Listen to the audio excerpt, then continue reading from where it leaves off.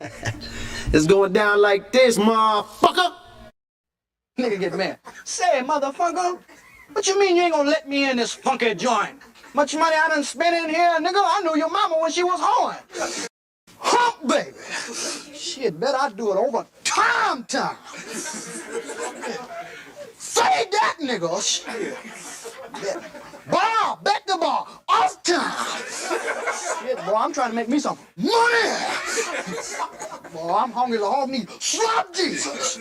Shit, gotta be a Jesus, cause too many black folks. Limousine, and every time I'm seen, I got to be clean. Limousine, and every time I'm seen, I got to be clean.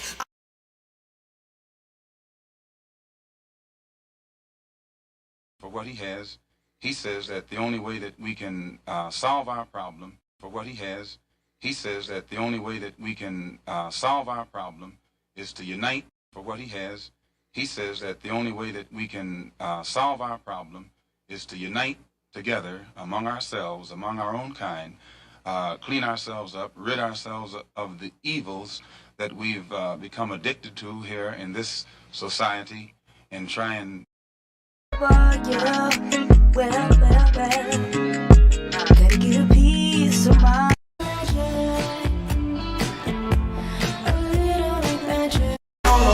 This ain't loud enough, I'm still trying.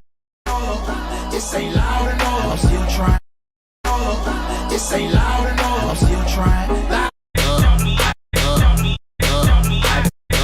I just left a light in this. I just left a light in this bitch. I just left a light in this bitch. I just left a light in this bitch. I'm finna hit the shop in this shit. Fuck up, move the fuck back. Back the fuck up, move the fuck back. Hey, where are the white women at?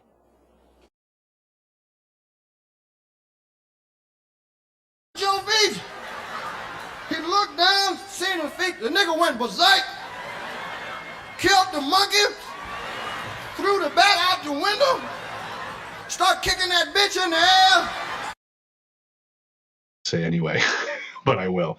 The way quantum entanglement works is that you can take two particles, quantum entangle them, and then take those two particles and move them at any distance in the cosmos. And let's just say, for example, if you quantum entangle two electrons and you have them spinning in the same direction, and then you take one of those electrons and you shoot that thing out 100,000 light years from the original. If you then rotate the spin on the one electron, if you modify it so that its spin changes, the quantum entangled electron at any distance will simultaneously, in no time, switch its rotation also, because they're quantum entangled. So these communication systems are taking advantage of this aspect of quantum mechanics that most people can't wrap their heads around, and this is what they're utilizing. It's just the new level of science that affords us the ability to communicate at any distance instantaneously. Can you? You don't understand. It's cool enough just being cool, like I am, chilling. See destroy black boys. If you destroy him as a boy, he'll never become a man. See destroy black boys. If you destroy him as a boy, he'll never become a man. You're a philosopher? Yes. You're a philosopher? Yes. You're a philosopher? Yes. I think very deeply.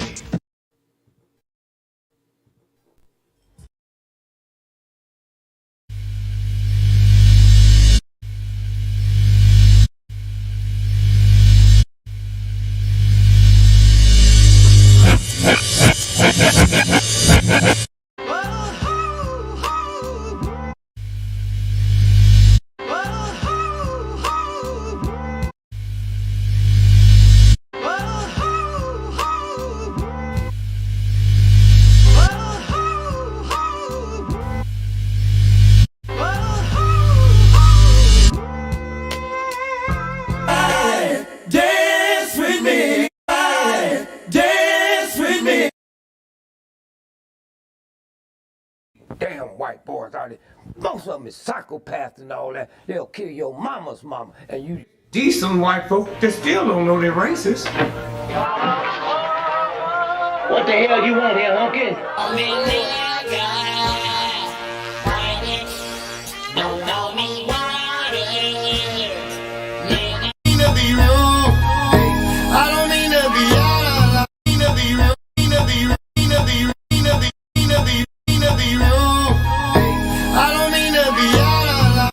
Where's all that point?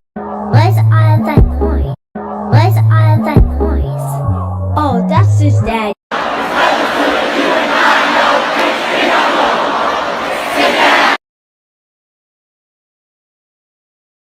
Your lines are still open. Oh shit, you can get it, nigga. You wanna get it? The Chinese platform, you already know they don't give a fuck about your black ass. The Chinese platform, you already know they don't give a fuck about your black ass.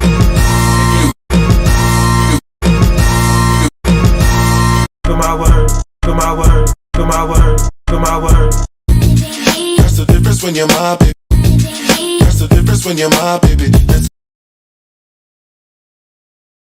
Baby, I'm a walking dead man, is what they call me when I come. Baby, I'm a walking dead man, is what they call me when I come. I hit the loot juice, it pulls up in the deuce. I hit the loot juice, it pulls up in the.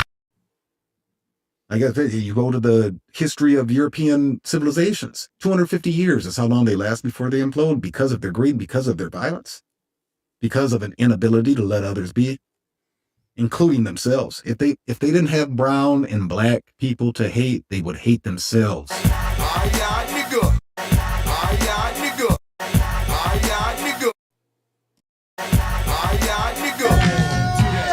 Do that dance, do that. I hit the loop.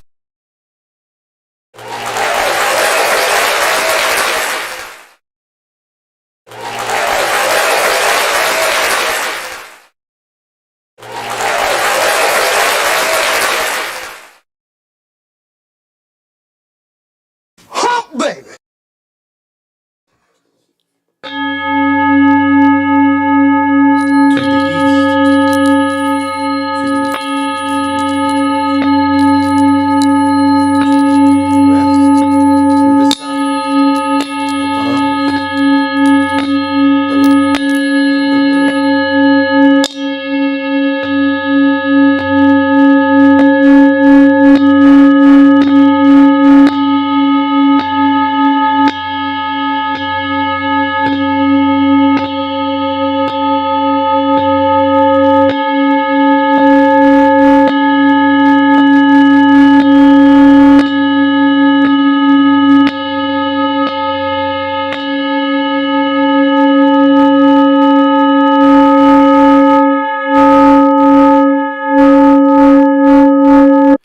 Greetings. This is Big Pontiac, and welcome to the Chocolate Mountain Show. I am the holder of the infinite sacred ball game that was created by the Hero Twins, and I am that one and only Galactic Daddy-O, welcoming each and every one of you to my galactic patio that reaches from Minnesota to the universe. Well, I guess that's my motherfucking cue to turn on. To motherfucking turn on.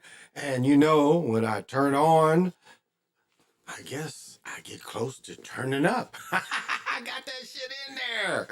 Yeah, you owe me $50 for getting the turn up. So you didn't think I'd be able to get that shit in there. So that's a bonus inside joke. Where is it? And you know me. Tonight, we are definitely showing the Elliott Nest Great Lakes beer, which is the finest ambrosia in the land. It is truly a rob from God that they make. Where the fuck they make this shit? I thought they made this in Michigan, but maybe not. Let's see. Nope, they make this in... Where the fuck do they make this shit? Somewhere. Thought they made this in Grand Rapids, but maybe not. Because it used to be a steak company called Great Lakes Steak Company. So I don't know. I have to look at the cart. But anyway, pop them if you got them. And of course, when I have Alien Nest, I have very much the finest things, one of a kind things. You don't know what I had to do to bring this glass back from Arkansas. This is a one of a kind glass that only I have, and I guarantee the minimum number of people that watch me do not have a glass like this. It is a barrel-styled glass with Killian's. Is this George Killian? You don't probably even know what Killian is. So, pop 'em if you got 'em.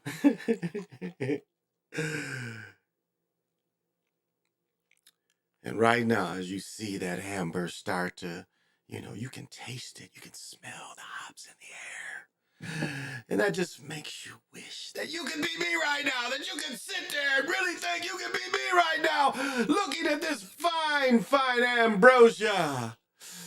Yes.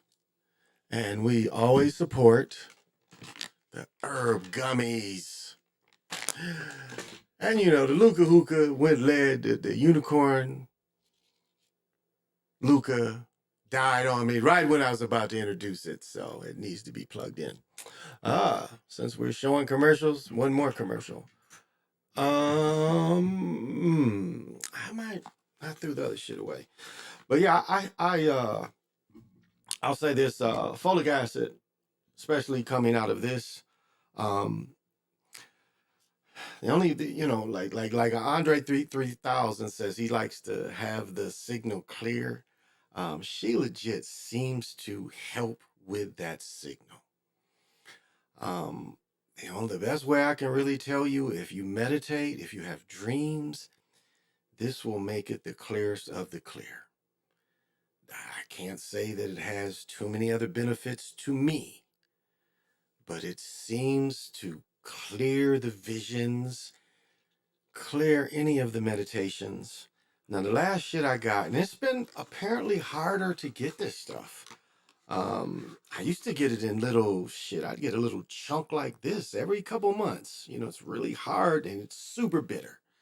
But I got some stuff last month and it had a little bit in it, but it had molasses in it.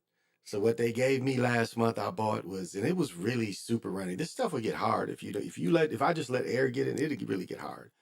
But it's a bitter, and all you really have to do is just one drop that's in there already. You just put in a glass of water before you eat. And this is Healing She Legit by Royal Edition. Is that their names? I think that's their name. Extreme potency. Says ISO certified, so that's the process they make it. Their process is watched. Because I'm an ex-quality person, so I know about that. So I'm gummied up, so smoke them if you got them for sure to join me.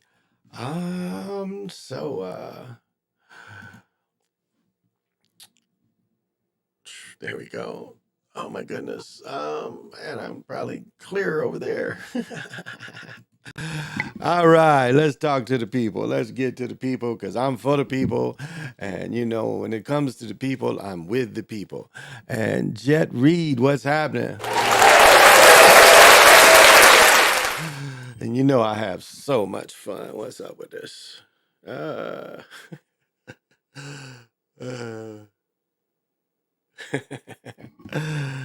gotta check this out. I know you got to have vision. And I know on the Galactic Patio we only do one dance. Would you like to dance with me? We're doing the cosmic song.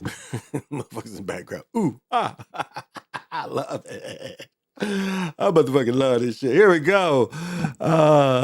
Jet says, congratulations on your... Oh, thank you. Yeah. Tomorrow it'd be like morning coming. Tomorrow gonna be like tomorrow this time, gonna be like the morning coming. And that shit's gonna come really fast. So my suit, I should have brought my suit. It's downstairs. It's so nasty. And I fumbled the ball. I really should have got a suit made. I fumbled the ball. The way it worked out, I really could have got a nice suit made for what it, yeah. I fumbled the ball on that. But the suit I'm getting is cool. It's cool. So you know, yeah, it's and the shoes they gave me is brand new, like brand new. The shoes never been worn, and so I showed you I'm wearing the Jordan 38s, the FIBA edition 38, and we're gonna take the dress shoes too. We're gonna take 2 pictures. We're gonna take pictures with the dress shoes. We're gonna take pictures with the tennis shoes. So we're gonna do all that, but we're gonna, motherfucker, it's great, you know. I want my daughter to, you know, I want my daughter to say, I'm gonna get this at least. You know, really, you know, if you look at it as a way of teaching, you know, the young, you know, the real that it still exists in the earth and the world, you know, this is something that's been forever. I mean, the first motherfuckers was like, shit, just grabbed each other's hand and just went with it. So I see my main man, PJ Allen. And I know I never have to worry about him because he always controls my bitches. You saying you can't control your bitches? What? And he's definitely a man of. You got to have vision. And he definitely loves to do the. Would you like to dance with me? We're doing the cosmic slop. Cosmic slop up here, baby. Oh, got some courage. Sly. Yeah, I'll throw that Sly. That's a little bit of Sly. Sly got a book out, so you know a lot of people is playing Sly again. And you know, Sly Stone created funk just as much as James Brown. And you know, I always say you got to give credit to Archie Bell and the Drells too, because what he plays is basically, he plays it more like Sly. See, James Brown used the one, you know, Bootsy, Bernie Worrell. Like if you listen to Bernie Worrell, the way he plays the keyboard, he plays the keyboard. You know, he plays everything, but it's the one. You know, I mean, you know, he plays it on the one, but he just switches it from being the bass guitar. He switches it to being the keyboard. And so, yeah, I fucked with Sly. You know, if you want me to stay, I'll be around today to see for you to see. I'm about to go, and then you know. He said, one child grows up to be somebody who just loves to learn, and the other child grows up to be somebody who just loves to burn. Mom loves the both of them. You see, it's in the blood. Both kids are good to mom, 'cause blood's thicker than mud. It's a family affair. It's a family affair. And Sly played everything. He played everything, produced the album by himself, played everything by himself, and still gave his people money and credit on the album. That's what kind of nigga Sly was. So who else is Dr. Sinister? What is happening?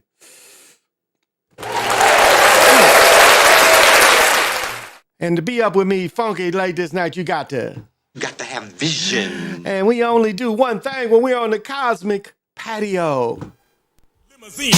Ooh, that's not what we do. Would you like to dance with me? We're doing the cosmic. Oh, we do the cosmic slob in the galaxy, y'all. Okay. All right. Shit, I didn't expect the show tonight. Man, I'm up and I'm hyped. I'm up and I'm hyped. So I'm gonna do a little something. Yeah, definitely. L Dragon and Maroon Khan, what's happening? And I know you definitely got that. Got to have vision. And I know on the Galactic Patio, we only do one dance, so you gotta join me. Would you like to dance with me? We're doing the cosmic slop. In the background, ooh, ah. Oh, let me see. Jamar, 3224, what's happening? Oh, I love it. And you definitely got vision. You definitely got vision being up this late with me and on the Galactic Patio. It's only one thing you can do. Would you like to dance with me? We're doing the cosmic. We doing the cosmic slop up in this motherfucker, so let's go. All right. I'm too fast for the machine. But let me see. I say, CWE, what's happening? Thank you for joining. You got to have vision. And you got to. Would you like to dance with me? We're doing the cosmic. What's happening? What's happening? What's happening? Died at 69. Walter Davis, is that who you talking about? Yeah. Judah, I can't even see that. Porats, Juxta Porax, thank you for joining.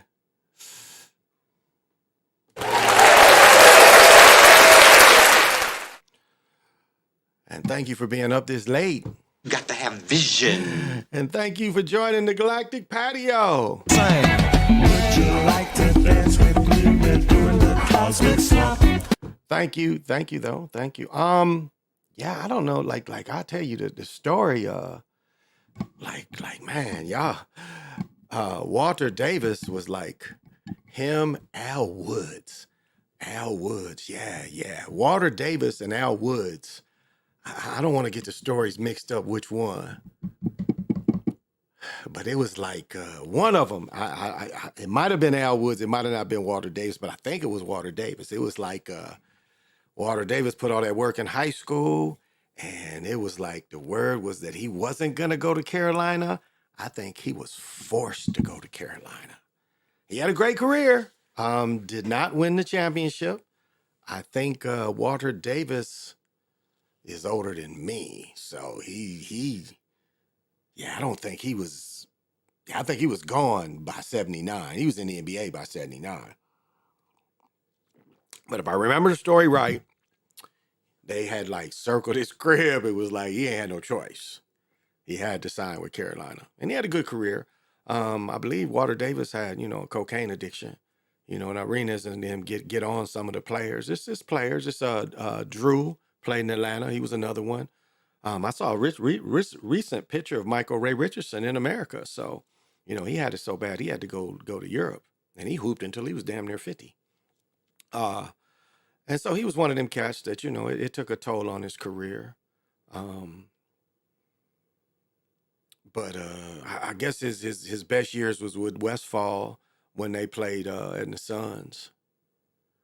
I want to say he played with Kupchak too in college. Phil Ford. Yeah. Walter Davis had to play with Phil Ford and Mitch Kupchak, and they didn't win it. I think they lost to 75. Yeah, I think Walter Davis was on that team that lost in 70. Yeah, I think Marquette was 75. Yeah, I think 75, Marquette. And I think Walter Davis was on the team that lost to Marquette. Jerome Whitehead, Tatum. Tatum invented them jerseys that hung long. Untucked, that untucked style that I later wore as a high schooler. So, yeah. What'd you say? So, yeah, he died at 69. Yeah, I saw that earlier. That's probably a type of Phoenix. I would look at two things with Walter Davis. It's got to be Carolina and it's got to be Phoenix. It would be a sacrifice for both. Carolina and Phoenix, because the majority, he starred in, I think when he made the All-Star team, he was in Phoenix. So it's probably a Phoenix sacrifice. And, I talked about Frank Howard died yesterday, baseball player that I personally saw play when I was a boy. He died yesterday. So that's definitely a Detroit. Well, he played with so many teams. All the teams, can kind of pull from that. But I know he played with Detroit, but he also played, trying to think what Texas team he played with. Shit, he might have played. Because this is what I'm confused about. So, this is what's confusing. The Twins used to be the Senators. So, the Twins also used to be the Senators, and they moved here. But some kind of way, the Senators that moved in next became the Texas team. So, I'm confused about that. So, we got that galactic tow truck on the deck just in case someone falls into the cosmos. I'm glad. Thank you. And so, that's he was sweet cat at Carolina. Like really, if you really looked at if you looked at what Dean was looking for, You know, Dean wanted Sleepy Floyd bad. You know, Sleepy Floyd went to Georgetown. He's from Gastonia. You know, Sleepy Floyd and James Worthy grew up together. I think they even went to the same high school. I could be wrong in that. But they both are from Gastonia, North Carolina. My boy, Yule Rainey, you know, my tight end, he was from the same place. Grew up with them cats. And, you know, you can see, you know, in Walter Davis and Al Woods, people forget about Al Woods, but you can see in Walter Davis and Al Woods the type of player he wanted. Now, again, he found that in Worthy. He found another magic in Worthy. That's what people forget. Because Worthy broke his ankle our freshman year. He broke his ankle or his hand, I forget. Maybe he broke his hand. And so but people forget he was magic-like at 6'8", could handle the rock, rebound. And, you know, now he says he wasn't the best player. Nah. Georgetown, you beat Georgetown. They had no one to deal with him. And he's right. That's who they collapsed on that gave Michael the open shot. That's why it was designed, because they knew that everybody would collapse on James because James put work on him. But I just say that, you know, when he brought Michael in, you know, he almost got what he was looking for with Worthy. Worthy was just a little bit bigger than what, and again, I've said this over and over again. The thing that pushes it is 6'5", 6'6". It loves that size player. Dr. J's success, it loves it. David Thompson was a little smaller, but still 6'4"-ish. I stood next to him. He more like 6'3", maybe at the most, but still had 42-inch vertical. David Thompson was a monster. So, yeah. So, you know, you see that he was something that Dean Smith was looking for and kept looking for. And I'll say Al Woods was Rashid. You know, when he got Al Woods, when Dean got Rashid, he had already kind of saw a bigger Al Woods. Rashid really was a bigger Al Woods, dude that, you know, had size and really long arms. Whereas Walter Davis was more a prototype for Worthy and Jordan. Again, he really, you know, Dean Smith wanted Sleepy Floyd because he saw everything that he was looking for at that size cat. You know, Sleepy Floyd's 6'4", 6'5", I think 6'4". So, you know, he saw in Sleepy Floyd what he really wanted. Michael was a little bigger of that, faster, quicker, stronger. So, but you can see, you know, what kind of guy he started. Like, I mean, remember, Dean Smith had Bob McAdoo and Charlie Scott. And people forget Bob McAdoo came into the league and lit everybody up for the first 4 or 5 years.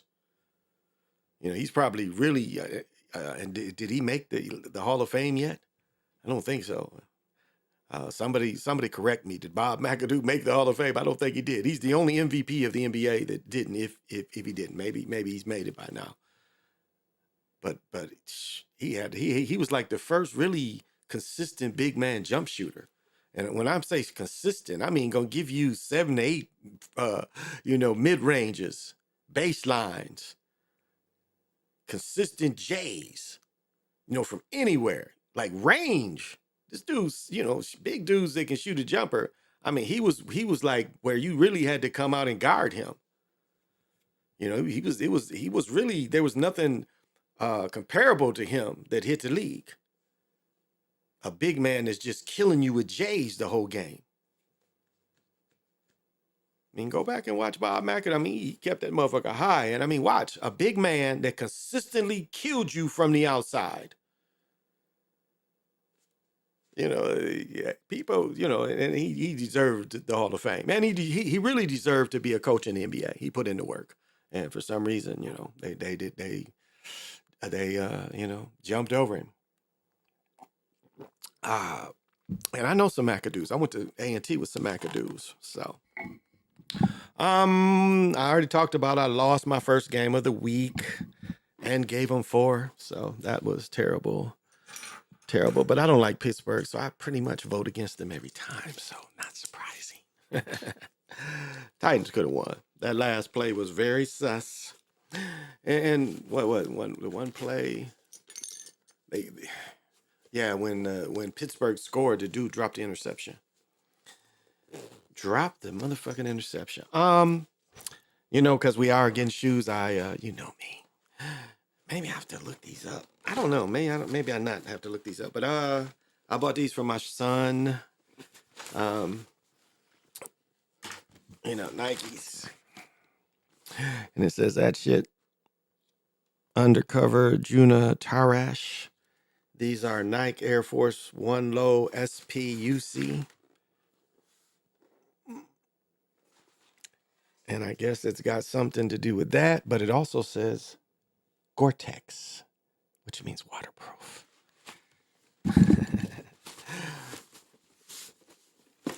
And these was at the outlet.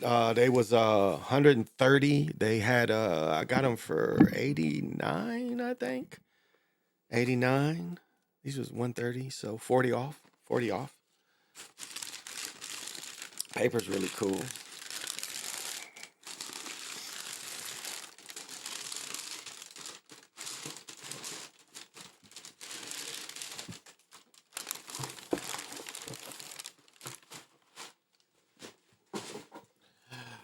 And they're just some forces. This nigga's got to be. I could wear these though. 14s. And they got that shit in the back. Maybe that's what Gore-Tex is.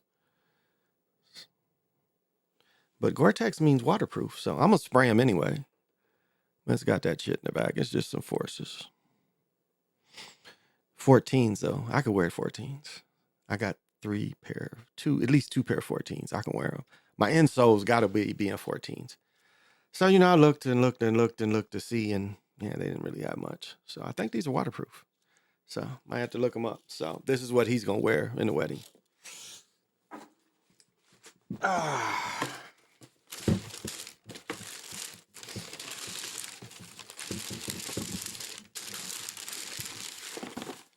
I tell you what though. They got Ganis. What is them? Ganis 4s what is Ganis? Man, they had some Ganis, the last model. They were white with a little, not really, like a light lime, light yellow, kind of a little bit on the toe, but it was mostly a white shoe for $34. A Ganis. One of the Ganis shoes for they was like marked at 49, but with it was another. You got more off because it was 39. So, and like those Viper Max, they ain't moving. Them 13s is there, so I'll be able to get them. I'm gonna wait till they put something a little more sale. But right now they're still 150 something. So I'm still past. I'm like, those ain't moving. I can get those when I want to get them. So that was it took me a minute, and had to go to the airport. Now we have two. Well, we got a bunch of airports. I live, like really, I live near an airport where you give them the bread, they'll take you anywhere. I mean, it's a private jet airport. I mean, I live 10 minutes from this motherfucker, maybe 15 at the most. Yeah, about 15. I forget where I live now, but it's about 15 minutes. It's not far. Where you can schedule the thing, give them the bread, and they will take you and bring you back in a private jet. But anyway, that's getting away. You get rid of all the bullshit, but that shit cost. But I had to go to the small airport because we have the Terminal 1 and Terminal 2, so I had to go to Terminal 2. And so it's interesting, planes supposed to come in at a certain time, and this was like let me bring this all in. So earlier today I left. I forgot to close my garage. I was going for about an hour. So when I left, I left, and then I was like, man, did I close it again? So I was gone for about 8-9 minutes. I came back to check to see if I closed the garage, which I did. I closed it this time. But I noticed it was a reset. It was a total reset. And so I go to the outlet because to go to the airport, you go by the outlet, right before you come to the Minnesota River to the bridge. And so, there's plenty of time. And I know how planes run and shit. I know planes ain't gonna just be there. And so I go to the outlet. I go to leave. And I hit this little boy with a car. Hit the little boy. The little boy ran out when I was leaving, and I hit him with the car. That's one of the stories. That is why I was reset. Because I got reset, I didn't hit the little boy. Because it's like when I watched him come, I was like, not, you know what I'm saying? I just bought this shit, and I'm kind of, think about this, And I know I got to go to the airport. I'm like 8-9 minutes away from the airport, really. It's really not. I didn't hit traffic till really I was coming home later, but because of that reset and the timing, I didn't hit the little boy. I was like, oh shit, because where he came from, I should have really hit him. He just, he bolted out in front of the car from his mom. But the way the timing and the reset went, because after, like, soon as, she grabbed him, I saw the other version. I saw it. I felt it. I felt the bump of hitting somebody and running them over. I felt all that. And it's like, I felt that's the moment she grabbed me back, I felt that other thing. I was like, oh shit. And that quick, something like that can happen. And so it was, some reason I got reset like that because, and again, the time that this event happened compared to the reset, it was like 18 minutes, 18 minutes, just, going in a circle. So I wanted to lay that on there, so sometimes, the resets ain't just for everything. Sometimes it's, for a moment that it seems like it's just a phase moment, but it can be life-changing too. Because sometimes missing that kind of thing is life-changing. You dig? Because the other way, it's life-changing as well. The way you would feel, the way everyone would feel, involved. So, Bob went to the Hall of Fame. Okay, he did. Good. Wembley. Oh man. Oh my goodness. Wembley was putting in work. So Bob made it in 2000. Okay. Yeah, I think we talked about that before. Yeah, thank you. He deserved it. Bob McAdoo was a storm. Wemby hoop. Did y'all watch him play? I watched both games. Wemby worked out tonight. Man, he did one that was really nice. And again, what happened to what happened to the center from Portland? What happened to him? He didn't play. Bradley Beal, like they didn't never say, he played one preseason game and he ain't played since. Stephen A. Smith gave it to him, like, dude, you ain't been playing. So nobody to guard him. It was like, it reminded me of, AAU when, you got a sixth grader that's 6'8". That's what he reminded. But he, man, one of those moves was really elegant. Man, like he went, so like he kind of went under the basket, but like he like just kept, like, since he was over everybody, he just kind of gently like jump hooked it, kind of like he didn't really even have to fully elevate it. It was like he elevated just enough where his just fingers was over the rim. I mean, it was an elegant play. I'm telling you, the way I love that, because the way he came under and he saw, nobody was challenging him, of course, because he didn't get challenged tonight. But the way he did it, he caught it and he just went up and he just like used his fingers and then just kind of threw it, very McGinnis or excuse me, Iceman like. I mean, that shit was like, it was nice. It was like maybe his head was in the rim too, and he just flipped it back like, a finger roll, but he finger rolled it back. If you understand, I'm talking about like, the rim is behind me and I finger roll it back. Really jump hook is what I'm saying, but with a finger roll kind of movement. It was really that I was very impressed with that touch. But again, like no big guys on Phoenix teams. No big guys. You don't put Durant on him the whole game. So that what happened to that big dude? They traded that for Alton. What happened to that dude? Narkolich? What happened to him? He didn't play tonight. But I mean, he looked good. He looked real good. And you can predict what they'll do with the guys. If the guys bodies don't tear down, you can predict what they'll do. I mean, the skill is really nice. Again, he wasn't challenged tonight. I mean, no one can say that he was challenged, and not being challenged, it was very, he can see, the talent in the competition, and, it was for him tonight, and they had no matchup. And again, they had no one. Everybody was, Hurt or 6'5". Nobody matched up with him. They had Gordon, Eric Gordon in the post with him. I should have made a video of that. Him and Eric Gordon trying to guard him. Eric Gordon, y'all. How's you know, that's the switch. They switched. Because remember, he was down low and they showed it. You know, Eric Gordon's behind him and he just, you know. So it was he looked nice, you know, given what he was given. You know, he knew he was playing against scrubs. You know, he knew that. So, you know, he looked nice against the scrubs. What do you think about? Yes, I liked him tonight. I thought he hooped. Tonight. I enjoyed watching him. I mean, I understood the competition, but I enjoyed him. Looked at, I am also I can evaluate talent. So I can evaluate talent, but I speak on hype as well because it's disheartening that you don't see as much energy put in a lot of these American players. Like, look at one young man that went to Memphis and, you know, what he's suffering from. And whatever drove him to do whatever he did. And now it looks like the rest of his life is going to be a misery.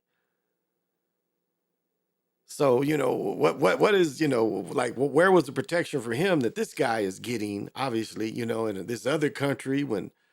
So, you know, I just wonder, it's not a lot of, it seems like the support sometimes is just not there. And that's all that is lack of support. So, skill wise, I mean, he's going to get and I've said this before, you can see, I looked at his neck and I compared, you know, some of the film from, you know, the summertime and I compared it to now. And then I compared it to when he played last season when their team lost the championship, the French 1A, Class A, whatever they call it, championship. And I looked at him and his neck and his face and you can see considerable and even probably when they were playing summer league, he was probably lifting even then. You can see in his neck. I know a guy his size, you're not going to see it in his arms and shoulders as quick, but his face, you could see it in his face and his neck that he was a little stronger, and he's been showing it, you know, in the conditioning and stuff. And so, you know, it's a matter of yes, they're giving him this chance. They're going to, you know, Popovich just signed another long deal. So, you know, they're going to be in the, you know, he's going to be given his chance. But, you know, there's Luka there. So, you know, we'll see how he's put into the mix. Interesting thing. We'll see how, and I'll predict this. He's probably going to have a chance to turn out this early season tournament. I would almost predict that. They're going to let him turn out this early season tournament. He is going to be the star. I could see that. That they let him, you know, be the superstar of this early tournament. I'm gonna call that. I say unlikely, but I would say don't be surprised that he becomes the MVP of this. Like watching him play tonight, and you know, again a weak matchup. Last night the Clippers had PG and Kawhi guard AD down the stretch. Well, LeBron is the one that did them, man. It wasn't AD. It was LeBron. It was too much LeBron. I don't know. Not a big, like AD had what, 3 or 4 blocks though. I'll give that to him. And him and the other guy, Turner, is that his name? The bigger guy? You know, he had a couple blocks and rebounding. They was both solid rebounding all night. You know, if I didn't talk about that last night, I watched that game too. Yeah, very solid rebounding. The way they did the script, very solid rebounding by all of them. I mean, they weren't getting a lot of second chances last night. Where am I hearing that from?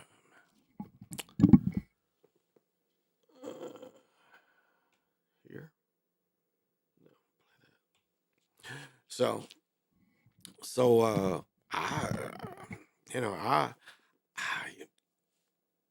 I look at how old LeBron is, and even my own experience. I hadn't slowed down at 40 at all. Like from 35 to 40, I was still pretty deadly. Like really pretty competitive and deadly. I could shoot like when I was coaching and in a gym every day and playing semi-pro ball. Man, you know, I was shooting great. made the game so much easier. And I'm a mid-range guy, really, but once I worked and could shoot, it made everything so much easier. Because it was like then if they started coming out, I could get by anybody, and when I was quicker. So, oh, Woods, yeah, Woods. They rebound solid. Woods. I like Woods in there. Woods is solid, and I mean, I pull for the Timberwolves, but as I've repeatedly said, my all time favorite team since Wilt had them. When Wilt went to the Lakers, I got all the basketball cards. They're called Talls, and it was the year Wilt lost to the Knicks, but Wilt went to the Lakers, and it's like, man, Wilt lost, and I started pulling for Wilt, and I had the tall Wilt card at one time. You lose that stuff. And, so I've always pulled for the Lakers. And then, Magic, watching Magic a couple years. I've talked about that all the time. Magic being a couple years older than me. And, watching Magic and his journey. I mean, I first watched Magic as a freshman. So, you understand. And, Magic ended up being 6'9". So, and I'm still want to do a history of, like, the high school Michigan ball. I still want to do a history. I got to get to Kalamazoo. Yeah, I got to get back to Michigan and get with one of the families to get some of this history about this ball. Like it's people. Like I know my cousin, I've talked about this before, talking about all the top ballers in Milwaukee as he grew up. I think my cousin that's in Tennessee, I think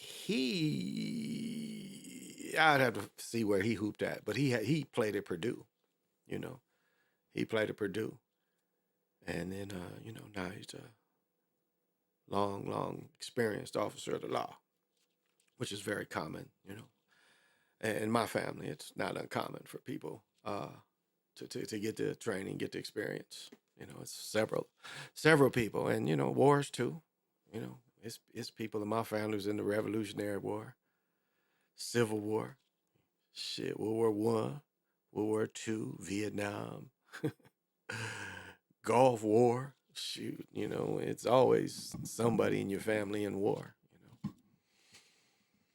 and the war of perpetuity, war forever. And it's another word. What is the word? Convenient war. Yeah, that's what we're living in. We're living in convenient wars, because again, wars ramp up the military, what they call, but it does. It ramps up these kind of businesses, metals, munitions, but the things that even support those kind of things. And the way it does work is this money has to go to some type of country. It's allocated to go to these countries. So it's sums that's what it's for. And of course, they give some countries more than others. Of course. But it makes no sense with the business that's going on across the world if you think about it. You think all the business, China makes all the junk. They literally make all the junk. I mean, I know I have China junk around me. Yeah, probably this cord,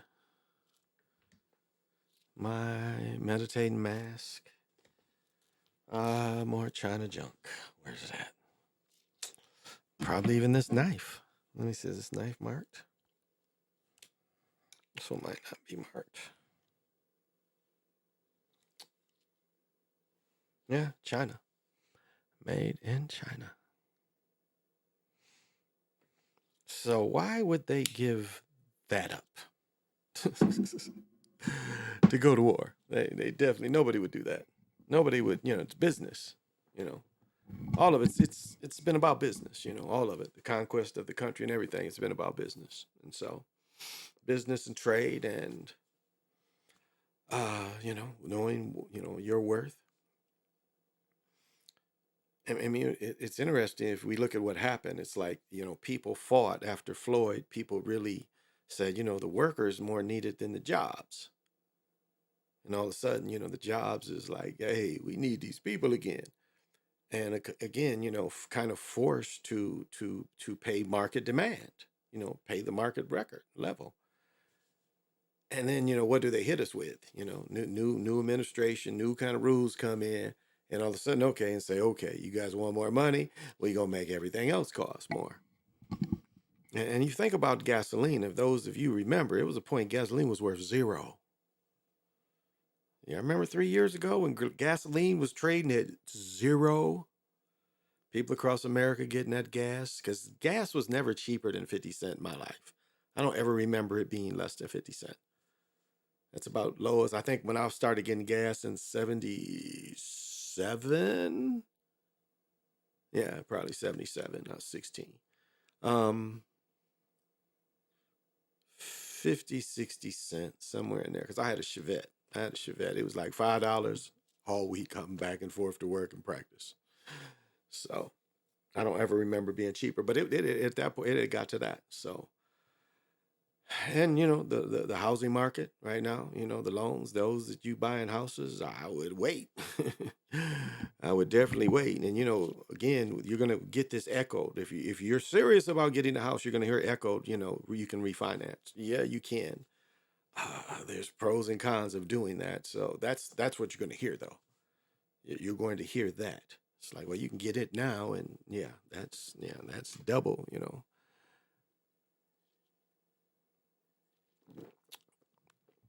That's not what the business is for.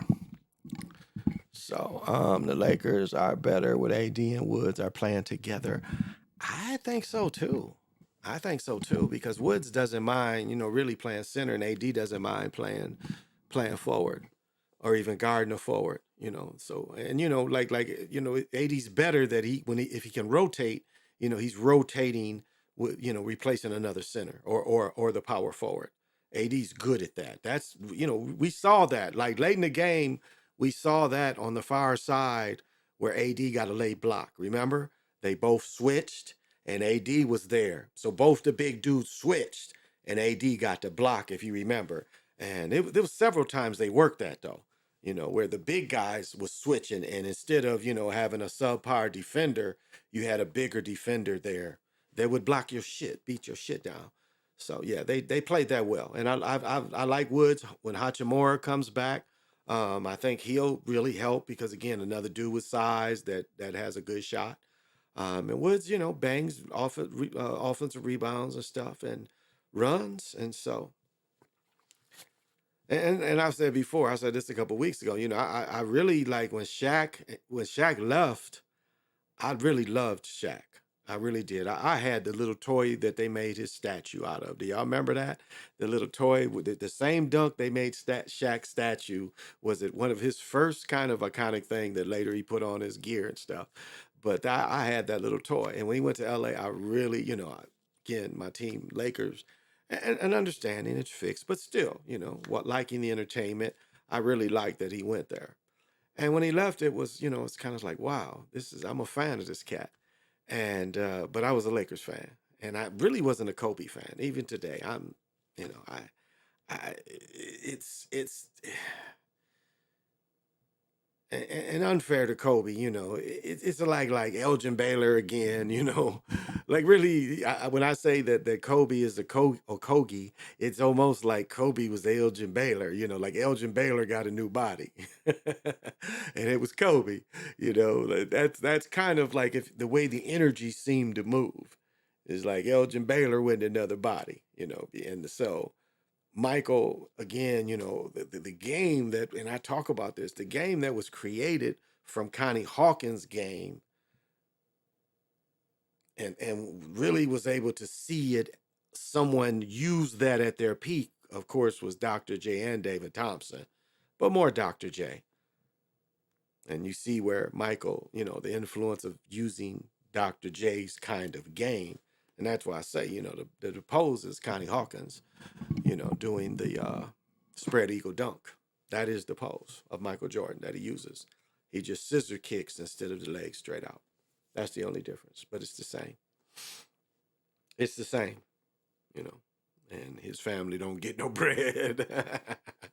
They don't get no bread. And, they should look at that because the first time it was done was talked about in the old St. John coach. He talks about the Capital John Mark Jackson's coach and Mullen's coach, Casanera, John Casanera or something like that.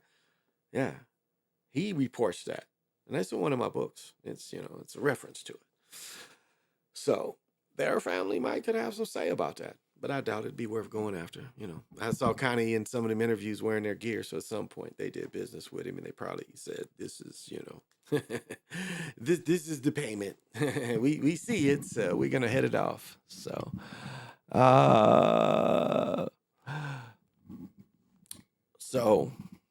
so it's that energy, that's that same kind of energy. You look at Kobe like that and Kobe a great study, that's like, I'll say this, like one thing that where I grew up, I really got to study other athletes and relatives. But one thing I think I benefited too is, I got to study college athletes. As I told the story, what's his name? The crazy Jack Lambert. I tell that story. He was the scariest person I've ever saw in my life. Even today, I look at them pictures and them feelings of being just in the hallway, me and him, and like looking around like, hey, he ain't supposed to be out here. He was still the scariest man I'd ever seen.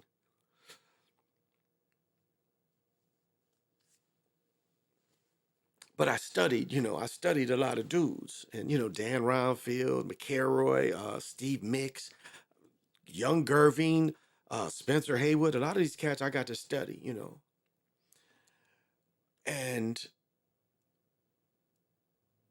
I think, like Magic's the same way. Magic, one of his guy was Terry Furlow. Like he tells some stories of him playing one-on-one, and Terry Furlow was like crazy. And I've talked about him before. Terry Furlow died playing for the Cavs, ran into a viaduct supposedly, coked up and drunk. But Terry was like, if the 3-point line would have come a couple years later, maybe the end of Terry's career, I only think he played 2 or 3 years. But he had like deep range. But he was known to punch a mug. They said he beat up the water dude, or dude gave him a towel or something. They said he hit him with a two-piece in the locker room. It was like Terry was known to flip, and they would cover it up, but we would hear these stories where he would beat up people. He was like punching mugs. But he had one famous, it's on film. I should probably look it up, but I'm too lazy. But I don't think this is on film, where he shoots from damn near half court and really falls back next to the coach. Like he fires this deep, buzzer beater, then he falls back against the coach and hits it. And Magic used to play this mug one-on-one, because Terry was from, matter of fact, I saw him play in high school too. He was Pontiac Central, where Dick Frieder, who had went to coach Michigan, who got fired. Remember, Frieder, they took his championship away from him.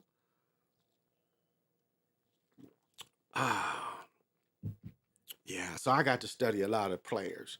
And so, even the way I evolved. And so I'm able to, look at guys that can play. I'm able to evaluate talent from every level. Like Shawty McCoy, Shawty Vaughn. I was able to see in 8th grade that, he had some nice ability. And really, they had a practice. I was like, Shawty outplayed all y'all. He practiced all y'all. Honest opinion. He's like, he's like, Coach, who do you think went the hardest? I'm like, Shawty out practiced you guys. So able to see the talent. And so, when I show films, and I've said before, I've been breaking down films since I was in 10th grade in 76, 77. Yeah. I was in 10th grade in 76 and learned how to break down film then. Coach, it's like brought us in. And, I had known how to reel a film projector because, we would sneak into film rooms and show movies and shit. So I had known how to do a film where the teacher would put the film and she would leave or something. We'd put the film on and turn the projector. I had learned how to do that already because it's just fucking with them. Teacher, at some point the teacher would like, can you put the film on? And I'd go put it on and turn that motherfucker on. So I had, learned that. And in college, we was encouraged to do that. And there was little things you could pick up. Just watching the films, and so much so, again, getting Miles Davis's, seeing his playbook. My boy still has it. Miles Davis playbook, which is spread. It's nothing but spread. You know, run and shoot is what they called it, but it's just spread offense. You know, attacking it with, you know, you give all the linemen, you know, not necessarily because really, you know, the way the linemen would do it is it had passing stance and running splits. Excuse me, passing splits and running splits. Well, what he did is he said, no, we always going to have this kind of passing split, but we're mostly attacking, and you know, we're attacking with these short little passes. The pass becomes the run. And then, you know, with Barry Sanders, you know, doing draws, open, people not chasing him because everybody's afraid and dropping people back. You understand? So it, you know, this changed the game. And even though the coach that brought that system in, you know, he didn't really benefit it. Everybody uses it. Everybody uses that system now. And that's why, you know, you look at running backs and you know, their importance. I like where, you know, they let them do the flying wedge. And that's what they do. They pretty much let them do the flying wedge. And I might be able to find that. Let's see if we can find that. Let's see if we can find the flying wedge.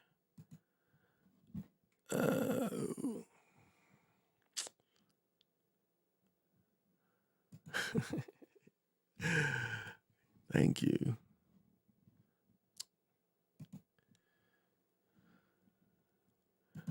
Let's see if they'll have this in here.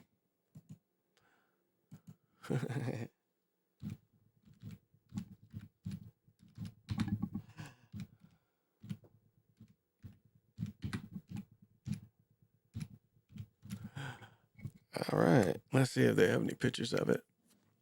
They don't. They don't. Oh, yeah, they do. Maybe.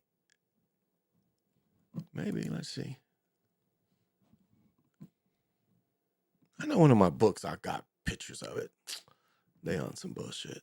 I know they got pictures of this stuff. No, nothing here. I will do a better search.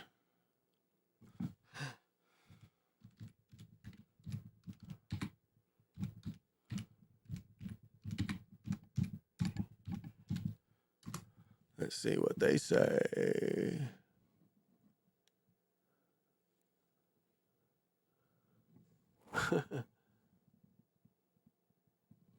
Oh, okay. Okay. Really comes from a military position.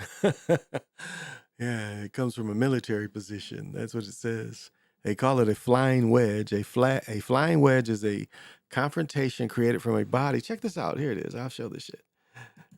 It says a confrontation created from a body moving forward in a triangular formation. The V-shaped arrangement began as successful military. That's where it comes from. It's a military, and that's what the Eagles use now. You know, when the Eagles are coming. Let's see. Will they show pictures of it? Does not look like it. No pictures. Yeah, this will do. Yeah, this is it. This is it right here. This is what you can do, and they outlawed this. As I've said before, you know, before they outlawed this, I'll tell you, like this is modern. This lasted for a long time, and I talked about this before. Remember, at first 5 people, so they outlawed that, but I'm pretty sure 5 people could hold hands. And I think in the 90s, this is okay. Let me clarify. On the kickoff, now what they just showed is almost a rugby play where you could throw it to the back dude and you could just push your way all the way. You see, you would push your way, so you would hike the ball and you would push your way all the way downfield, and everybody would block in an enclosed group. All right. And so if you have tacklers coming in, you know, you see the quarterback under here, see the quarterback's getting it here. So everybody's going forward. You see? And again, you can't hike the ball like this because you have to have more people on the line now. So that rule changed too. But this stayed in the kickoff, this stayed in the kickoff where they could hold. It was 1 point. I forget when they changed the rule, but at 1 point, 5 people could hold hands. And you could hold hands and go at blockers. And then they took that away. And they let 3 people. And most of you are more probably, if you remember, you're more familiar with the 3 people could hold hands. And now you can't do that anymore. But if you look at what the Eagles are becoming successful doing, they're really doing this. They're interlocking like this and, wedging forward. But, they do it. Again, you've got to have 5 on the line. So you can make everybody, but this is really what they're doing. They're creating this kind of, because they're putting the people in the back. And how many do we even have here? We have 1, 2, 3, 4, 5, 6, 7, 8, 9. Is this 10, 11? No, there's not enough people here. There's only 10. Yeah, this is only 10. Yeah, that's 4, 5, maybe. Look at how he's laying. He's liking it. Look at this. He's like, oh. And so this is what, the Eagles are doing. And it's successful. It's successful and nothing they can do about it. Okay. Send you some pictures. Okay, yeah, because they got them at the outlet. I'll send some pictures of them. Yeah. Yeah, because, they coming Black Friday, they getting rid of all this shit. So that's why I want to get them Viper Max, a little more off. But it's about time to get more boots. But we're going to have nice weather the next couple of days. So, yeah, I'll definitely do that. But, yeah, this is just a little football history. Oh, yeah. Old time history. Damn, what is this? They got statues of it. This is how important it is to the game. They got statues of it somewhere. I wonder where this is. Where is this? Oh, this is in Indianapolis. Okay. USA, Indianapolis, NCAA. This is the NCAA. Okay. Flying, the wedge. So it's important, you see how they, spiritual aspect. You see how important it is to them. They've, integrated the guys. But that's how important it is to them, and that's why they're still allowing them to do it.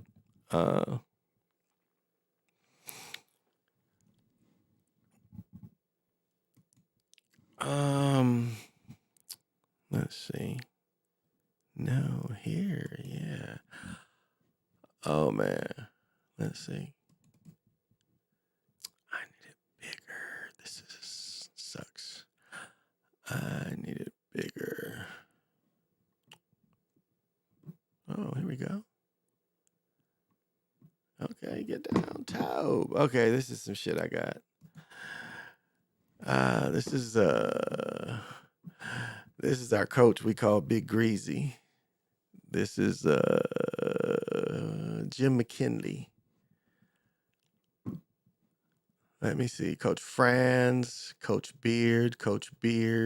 No, he was Coach Valentine, Coach Butts. I played with this cat. This brother here, this is Coach Schofield. Yeah, Schofield. Schofield came from Florida State. The last time I saw him, he was on the TV. He was on the sideline of the Raiders. But he's not just there, but Schofield was a great receiver coach. Coach Franz, Coach Beard, this cat right here, both of these two dudes coached Prairie View. They both had like 1,000 losses. And this is Tony Curry. Oh, okay. I can tell my Tony Curry story. I want to tell my Tony Curry story. So when I went, because my coach really didn't want to see me succeed. He didn't send the right tapes and everything, but it still got me the ante. So I'm playing DB, And one thing you do is a receiver runs and you run sideways. You backpedal, you run sideways, you know, to work on your being able to cover a dude. And so the first time I did it, did it against K Rob, you know, and he's like, "Oh, you can run." So I do it against other people. And finally, I do it against this dude right here. That's Tony Curry. I do it against him, and he looks at me and says, "Don't do all that fast-ass running. Run like you got some sense."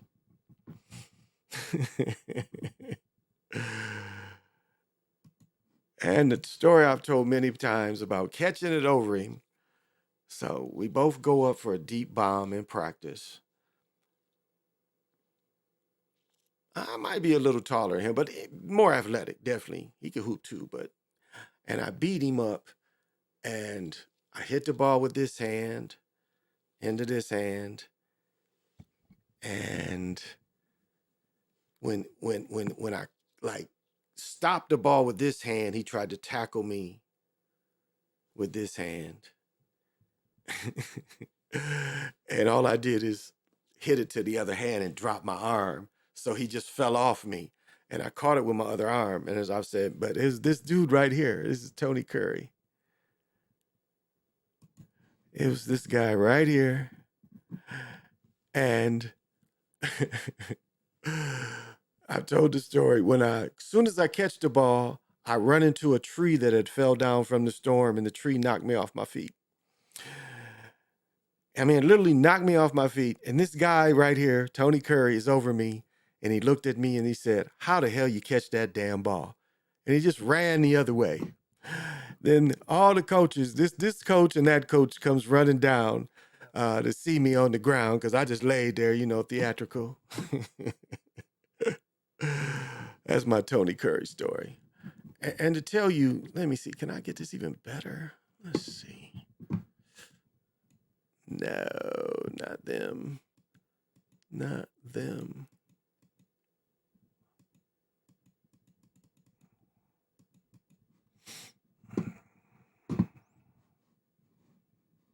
Oh, let's see. Oh, here's another great brother right here. I got a million stories about him. This is my teammate, Lonnie Harris. This nigga right here came from Dayton, Ohio with Bootsy and them. Couple of things happened to him early in his life. When he was like 8 or 9 years old, he watched a dude kill his brother with a big rock. Like right in front of him, a dude killed his brother with a big rock. And when he was about 11, 12, you know, the old-fashioned lawnmowers didn't have guards in the back. He cut his foot off.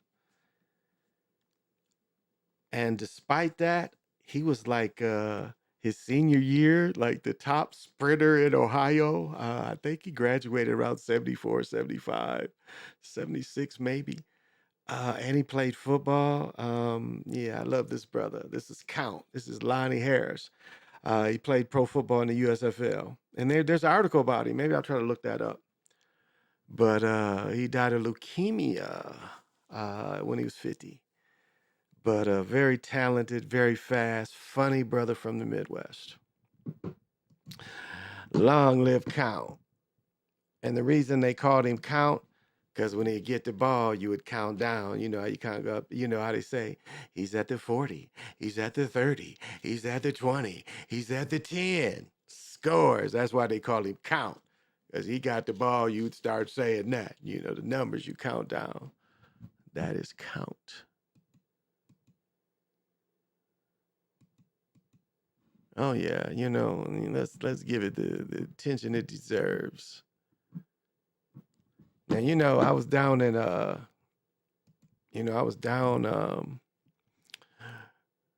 down in Duluth, you know, and they got the hanging pole.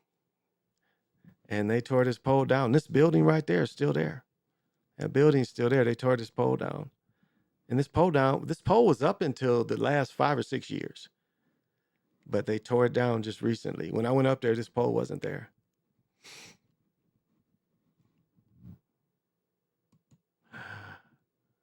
And it's the pole from this. This is the same pole. In the original picture, they were, originally they had hung them all three up there on this pole. And they lowered them off the pole to take the picture because the picture couldn't be taken. But this pole is this pole. It was still there until recently. Still there till recently.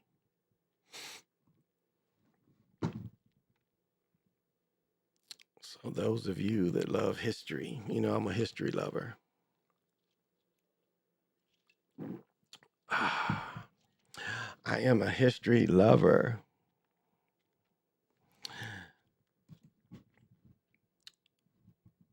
And so, I try to capture some real history.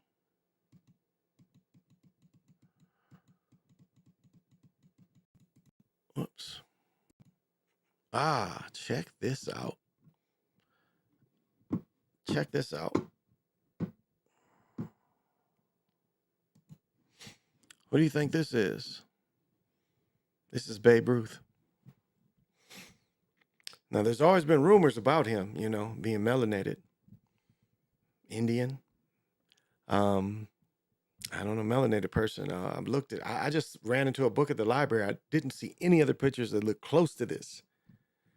But if you look at the guy next to him and you look at him, I mean, obviously this is a spring training, but like, how did he get this dark, Compared to looking at other pictures of him, you never see him look like this. So I was caught off guard when I came across this picture. And you can look back, they say he had melanated in him. Ty Cobb, Ty Cobb referencing being a nigga. But look at the guy next to him. This is, there are palm trees and shit behind him. So.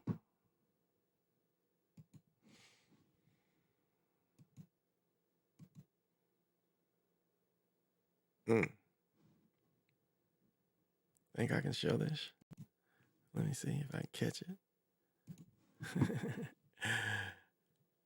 Can I catch it?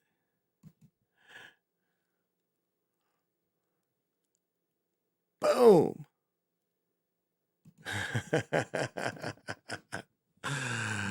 Got his ass. He got his ass. I didn't know I filmed any of this. Okay, I didn't know I had this. This was the fight before. Dude, put the ref. I ran across this. I never came across this before. I ran across this. And I can't tell you the whole story. But the story was this cat right here. But this is Connie Hawkins. This is the owner of the team, the Pittsburgh Pipers. Still got to get one of these jerseys. Say Pittsburgh, their road jersey. And this guy, he's like 6'7", 6'8" too. Connie was 6'8", almost 6'9". I was looking for that picture of Sonny Liston though.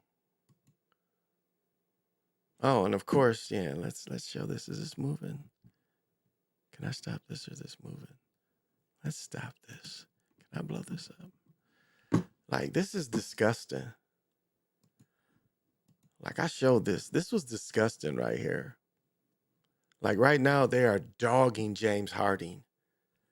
And, like, she is, like, giving the approval so coldly. Like, she is like, yes, Steven, you are doing it. Tear that nigga down. And, and I'll say he's neutral. They're both trying to stay neutral. He's really, like, towing the line of neutral and pleased at the same time.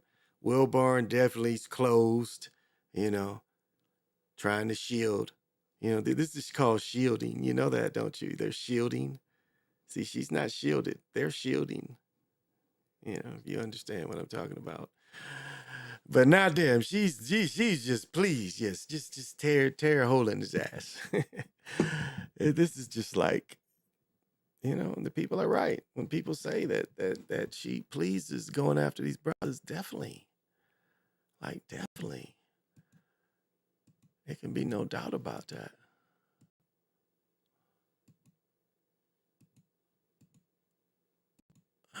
This is probably not. I can't probably find what I'm looking for. I probably have to be the other way. Oh, let me get my rant again. You know, some people got into me about this. Louis Dampier, you know, they tried to get on me about this. You know, some people call me racist. They're like, "You're really racist if you think he was the greatest shooter of all time." Again, my argument is solid about him being the greatest shooter of all time. Under no conditions can we say he ever played under basket manipulation. He is one of the one players that has the attempts that played at least 10 years with the three-point line and was consistent. Best year being 50% from the field. I think it was 41% from the three. I think he was a 30-some% three, 40-some percent a field from the field. High 40s from the field, but had years of 50 and 40% from both. The first to shoot, I think 400 threes. I think the first to shoot 300 threes in a year. So we you know when you look at something scientifically and say, okay, show me all the tests. This is one cat we can test against the system and say this dude never had the advantage of anyone had since Don Nelson shot, but it was one even before that. We can say he has not had any help under basket manipulation. And because of that, it proves that he's the best shooter of all time. Because none of the shooters can with electronics in the baskets, none of the shooters can make that claim. But here's one guy we can look at that definitely can. So I would argue that, again, look him up. Under no, man, let me see. Can I make this bigger? Oh, definitely. Look how beautiful this is, y'all. Look at that. That is Lake Superior, y'all. Look how beautiful that is. That is what they call an inland sea. This is really an ocean inside of America. I think of all the lakes, it's got the most water. You can never swim in this water. It's always cold. But this is a hell of a big body of water. And I think if it wasn't like an island or something in between, it would be a whole nother lake. One of the other Great Lakes would be it. I think Lake Michigan. If it wasn't for the islands, Lake Michigan would be part of this. I think it's something like that. That cuts it off from Lake and being the biggest. But this is a sea, But look at this. Look at all the energy that's up here. That's one thing I did enjoy about being up there. It's a lot of energy off this. And then, from living, growing up close to Lake Michigan, I'm used to seeing these type of clouds and shit, that the sea, the lakes can make. So.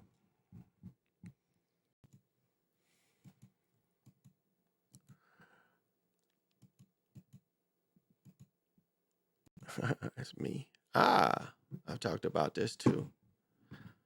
I've said this before. This is NDRE's dad.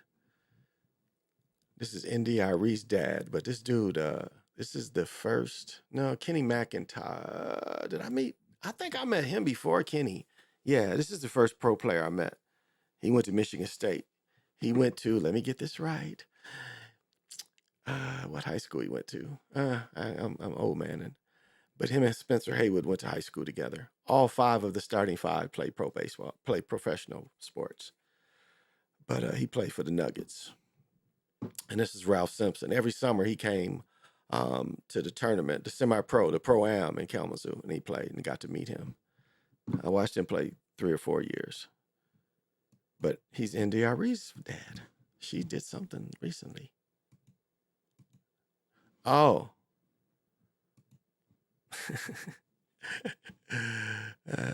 No, I don't need that right now. Okay.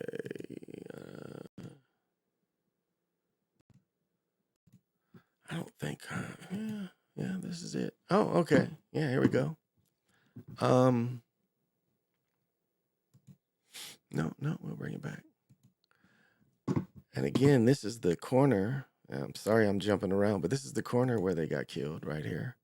See where they removed the pole?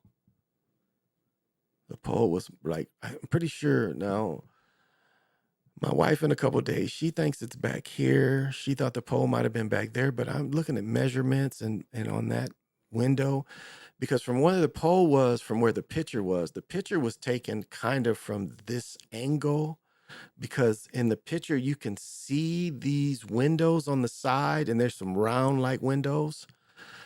So yeah, the pole was more out here. I don't think it was back here. She thinks it's back there. I think it's here.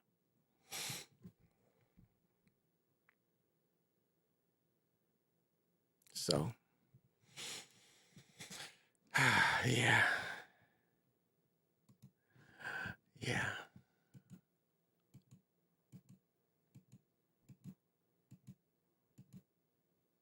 Yeah, and here's another angle of it.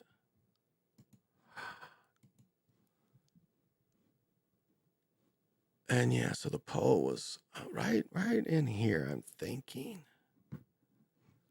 Right in here. And this is definitely the same building. The building is in the picture. That building still exists. And I guess it had a fire or something at that picture or at that place. So this is it. I think I'm magnifying this. And this, I showed this before too. This is the brothers.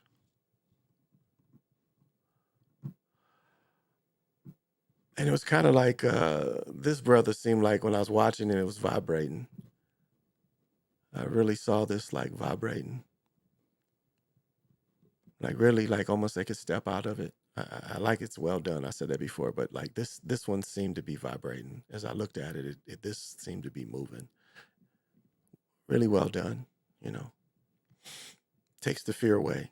When I said, again, all these spells, when they put something up here, they got to put spells all around it. I mean, even, that sign there and the ridges. I mean, they've got to box the spell in, if you understand. If they give out power, they've got to box it in. And that's what you see, all these talisman, all these spells they put all around it. It's saying, yes, we concede this, but, it's in check. We've got to put this around it to check the power, if you understand. If you understand. You see how powerful that is.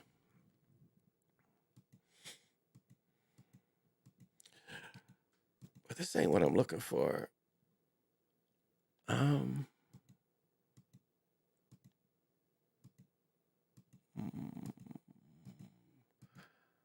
And I don't know if it's in here.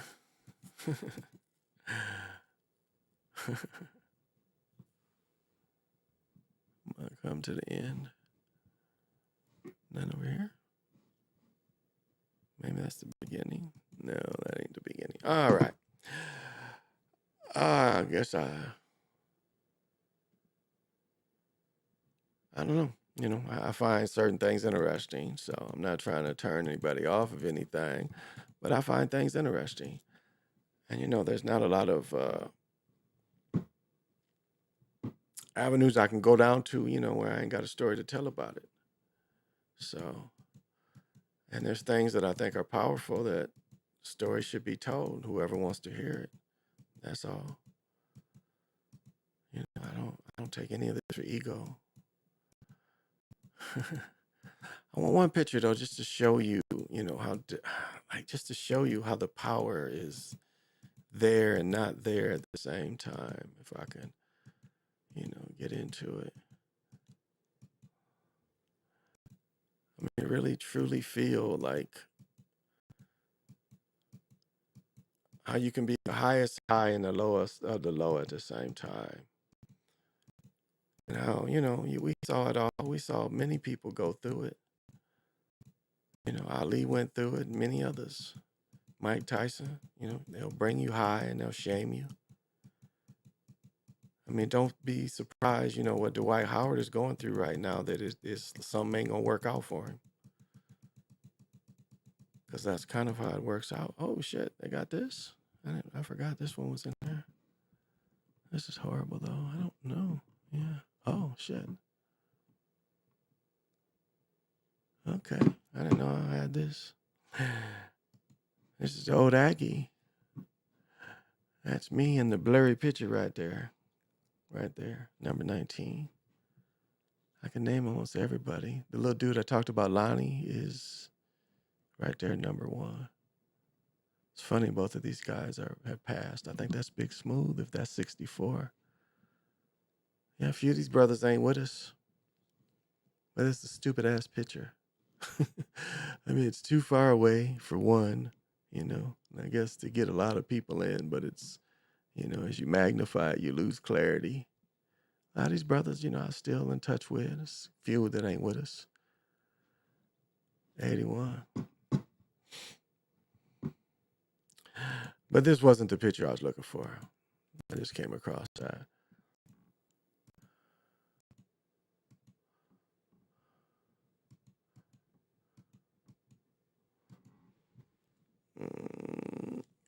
Playing the end. Huh. Oh, well. I didn't really have any debauchery to tell tonight. I'm sure if I look some up, I'll find some. It's not hard to find. It's always there. And that's the sad thing about it. That's debauchery is always there. It's only that. Okay, I gotta collapse this some kind of way. Make that come back. Oh, okay. This might make it easier. See?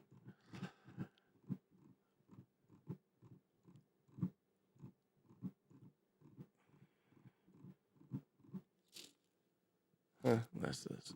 So, I don't know. I don't think it's right here. It's not.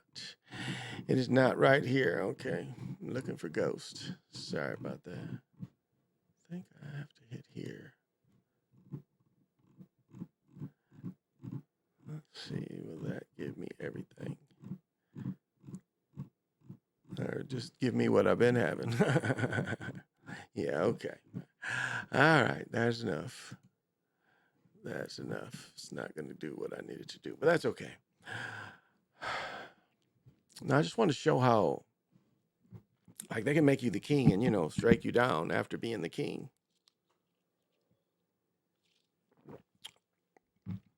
And it's like they say, enjoy when you're on top. The same way you enjoy when you're being, when you're a little less than on top. I can say many times in my life I've enjoyed the moment just as much as I'm enjoying the moment right now. Many times in my life I've enjoyed many moments.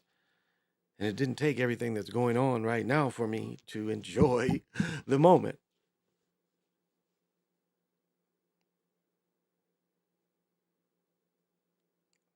If you understand. If that makes you think of something. And the very Gnostic thought of, even when it's not going good, it's still life.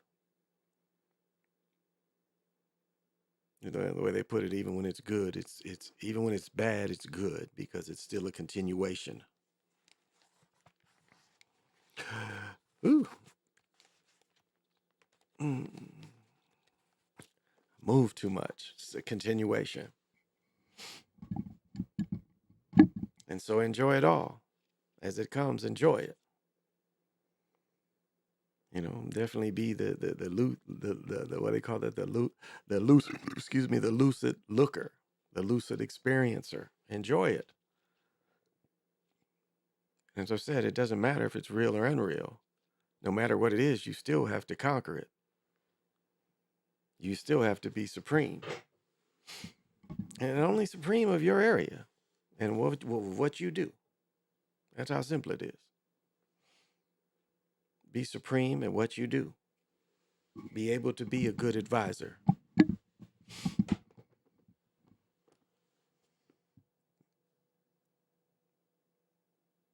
As you advise from experience. And be able to, what do they call it? Have plans. Have plans, configure things, work things out in your mind, keep yourself busy, keep yourself confident.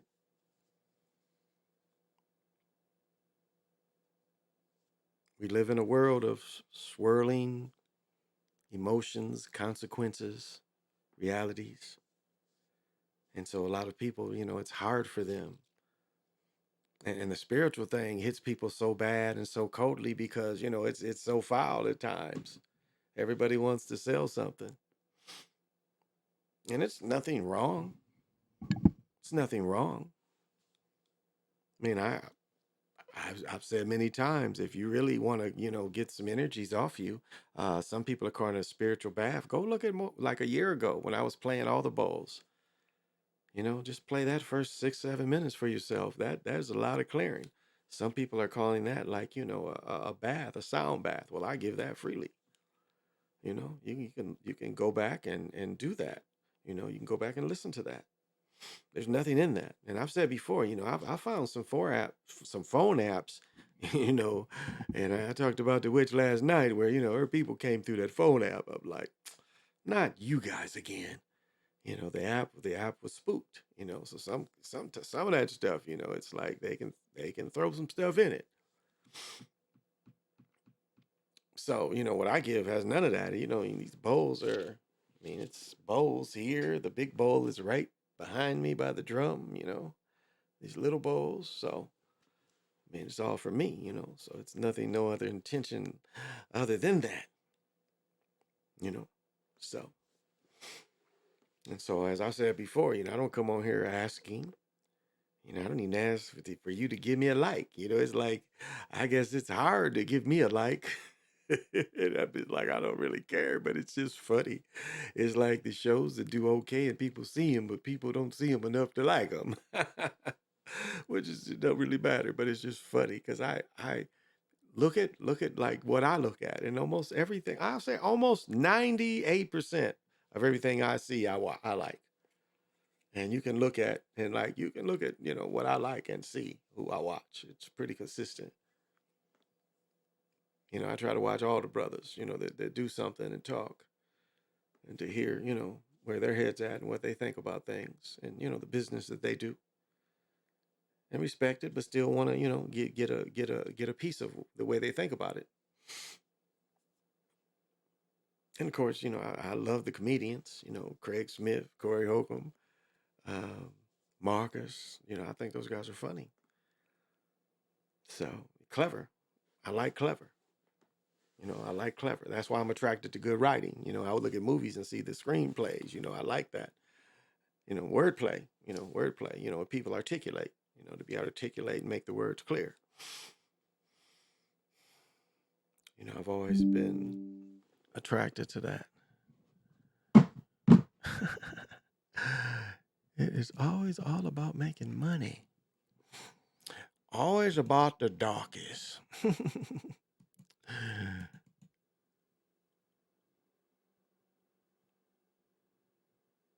And it's interesting, when you do a true history, the histories are so different than what's presented in some ways. And it's like it is a kind of a mesh between the two almost, the way it worked.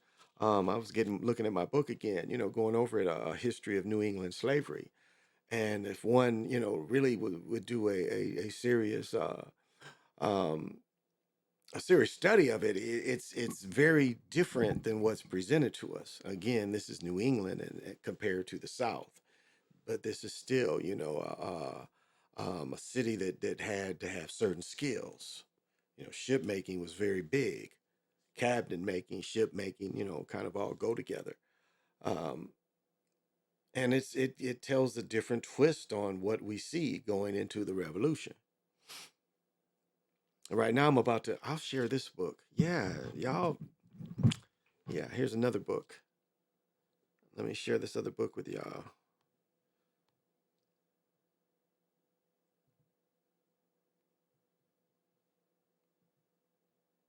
Right here, right here. Yeah, this is a book for y'all. Let me bring this over here and I'll write this. Let people look this up. I'll do that. Give me a second and I'll show. Because I don't think I have. Well, it's here, so. But the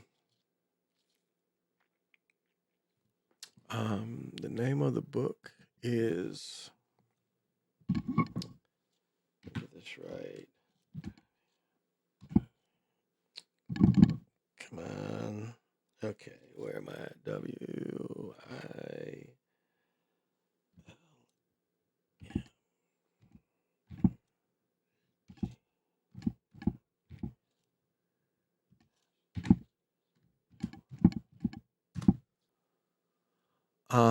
That's the name of this book, and let me look it up. I can find it. I can probably find it. I should just look it up.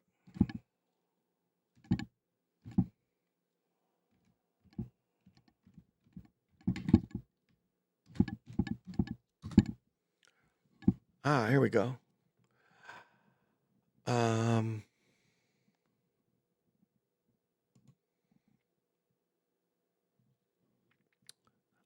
This book is called Wilmington's Lie. And what you see here, what you see here is this picture is them burning the newspaper of the basic kind of Republican arm, and these poor Southern, or what they would call them, poor white trash from North Carolina, some kind of way got automatic weapons or repeater rifles.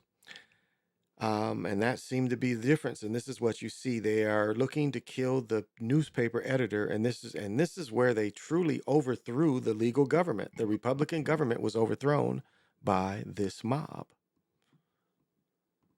I thought they'd tell a little bit about the story, but so you can get the book, as I just showed. This book is pretty affordable. If you go into Barnes and Nobles, you're gonna pay about $18, $19, $20, but you can get it cheaper, as you see. And to understand, how the South really took control, which led to, the massive Jim Crow genocide. I mean, Jim Crow was also almost a genocide. The way they use people.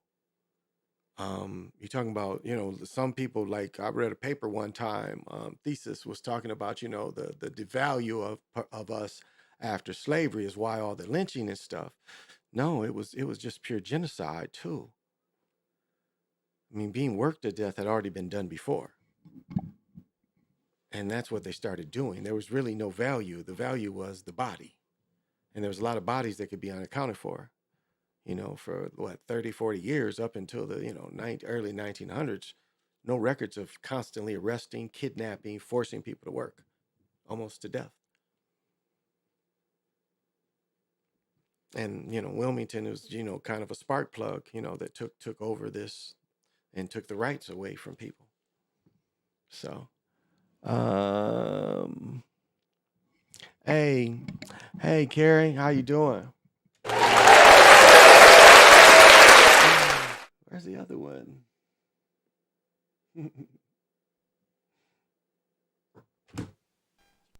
Carrie, we only do one thing on the Galactic Patio. Would you like to dance with me doing the cosmic swap?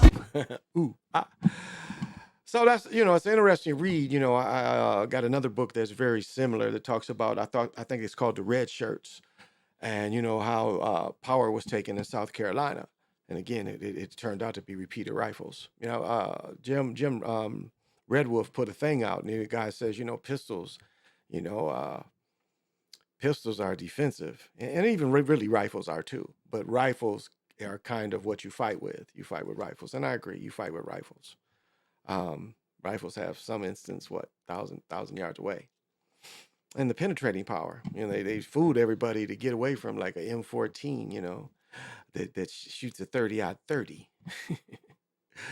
They were saying when they were shooting them, what is it, 5.57s or whatever they call those. little bullets. You know, they say they couldn't even go through the bushes at first in Vietnam. They wouldn't even shoot, and compared to them other bullets, 30-06, that could kill you from 1,000 yards away. It's funny they did away with most of the guns, but some of the snipers kept them M14s. So, but it's a good rifle, and it shoots more than enough to stop any problem you want. But a proficient, John Wick shows you a proficient pistolero would too. And it's not hard to do that. Buy a SIG, and you'll be able to shoot it instantly. Oh my. Yeah, this time has went by really good. I got my tux downstairs. We're going there this evening. I might have just a little bit of disappointing news to y'all. It's going to be close, but I don't know if I'm going to get to axe throw tomorrow. Now, I've printed up all these pictures of my exes, and I was looking forward to it, but they're only open 3 hours, which I failed to pay attention to.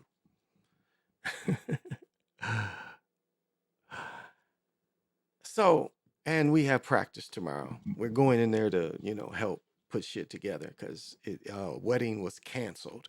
So we're actually taking over the place later today. And we'll have it until Saturday, 1. We'll have a Saturday, but we'll be done by then. So, yeah, it's getting close. Getting close, excited. Man, we got some flowers that look like, man, how do what a shawl is? Do you guys know what a shawl is? And sometimes a shawl is made with really fine stitching. And so even though it's big, the fine stitching, it's not, it doesn't cover you up a lot, but it's still like a shawl. We got some flowers that look like that shit. Like these flowers, they're still in the garage. These flowers look like cotton. Not even cotton, like already the product. Like if you make cotton, that's what this shit looks like. Like you make something. This shit looks like, it's like, damn. We went to the wholesale flower place to get this shit. And they got flowers for your ass. Like we got to take the poison out the lilies. Like the lilies will start sprouting, and once they sprout, we got to take the poison out. Like they told us, don't take the lilies in the house because the lilies, if they sprout, they poisonous to the cats. Yeah, so that kind of thing. So, but it's gonna be beautiful. It really is. And it's to show the younger generation that real love still it, and being married still means something. And again, I've been divorced for 13 years. Yeah. And that wife, I mean, out of we got married in 96, divorced in 10. Yeah. No, we couldn't have got married. We got married in 98 and divorced in 10. So but we only lived together 2 or 3 years of being married. So,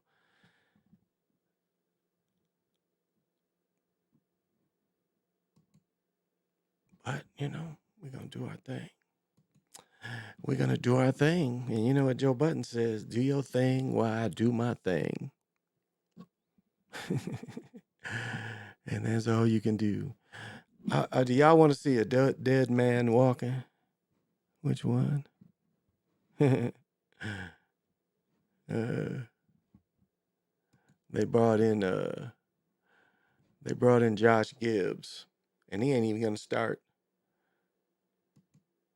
But if he plays, he's gonna get that business. Where's he at? I hear all this talking, but here he is. Oh, it went pretty quick. Oh, it went back.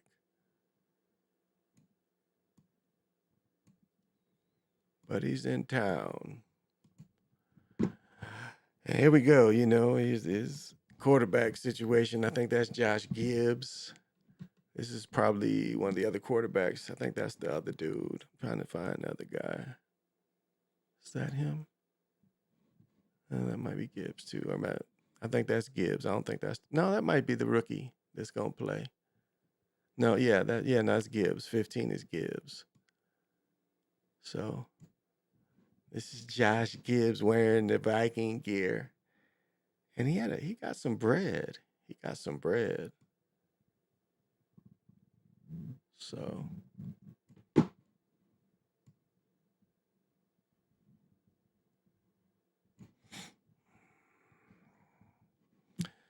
he got some bread. But we'll see. They say the other quarterback is going to be the one starting. Let me see if they show him. Let's see if they. Yeah, this cat. They're gonna let him play right here. Jaron Hall. He is going to be under fire for the purple and gold. And I still think they're gonna win. But he's going to be under fire. What does this tell us? Does this tell us if he can do this? What do you guys think? Does this tell us that he can do it? What do you guys? Let's listen to young Jaron. Be here. Looking forward to this opportunity this week. Got a good task at hand for us in Atlanta at their place. They're leading their division, playing really good football right now. But for us, it's just keeping it 1-0 mindset, just focusing on our prep each and every day and just taking it small and simple and building up to game day. So looking forward to this challenge. And I look forward to no turnovers. Take any questions? What's it going to feel like when you get sacked? You got to turn the page quickly and kind of start prepping. It's a quick turnaround each and every week, so you just got to keep focused on the task at hand. And for me, it's just exciting. It's almost robot talk. It's almost robot talk. Who talks like that?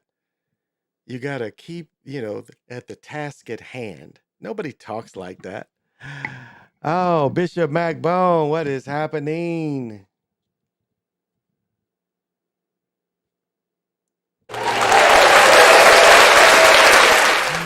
And I know you're always in control of my bitches. You saying you can't control your bitches? What? And I know you got to definitely have got vision. And definitely to see if you want to. Would you like to dance with me? We're doing the cosmic slop.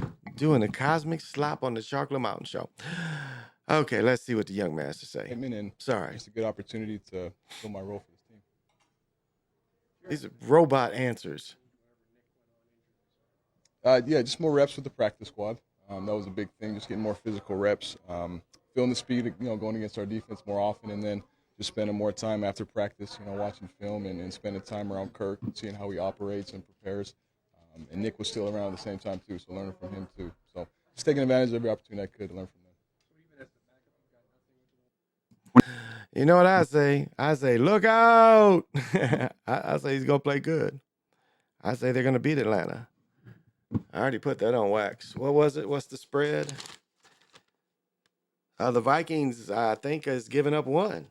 Yeah, the Vikings giving up 1 to Atlanta, so I think they're going to beat them. If it's that close, there's something they're trying to tell us. There's something that they are trying to tell us. Well, I think I'm feeling a bit parched. I think, thank you, sir. May I have another?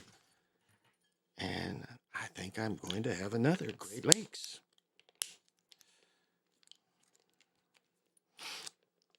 All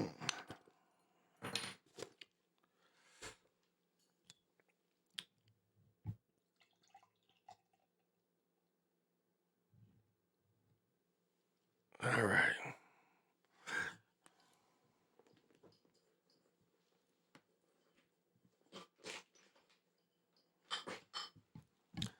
Oh man, I'll tell you, I was talking about the shoes earlier. Yeah, it wasn't a great. I didn't see a lot of shoes. Not a lot of shoes that really I would buy. Like those, the only shoes I almost bought those Giannis, and they was $34, but they weren't all white.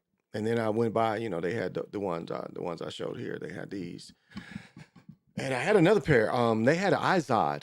I was about to buy him the Dunk Izods. They was in the Izod color, but it was in the the cheaper part where they cut off the top of the boxes, so resale. But they was the Izod ones. That's what I was about to get him, and they had a little toe with a little black check, or the Nike in the toe.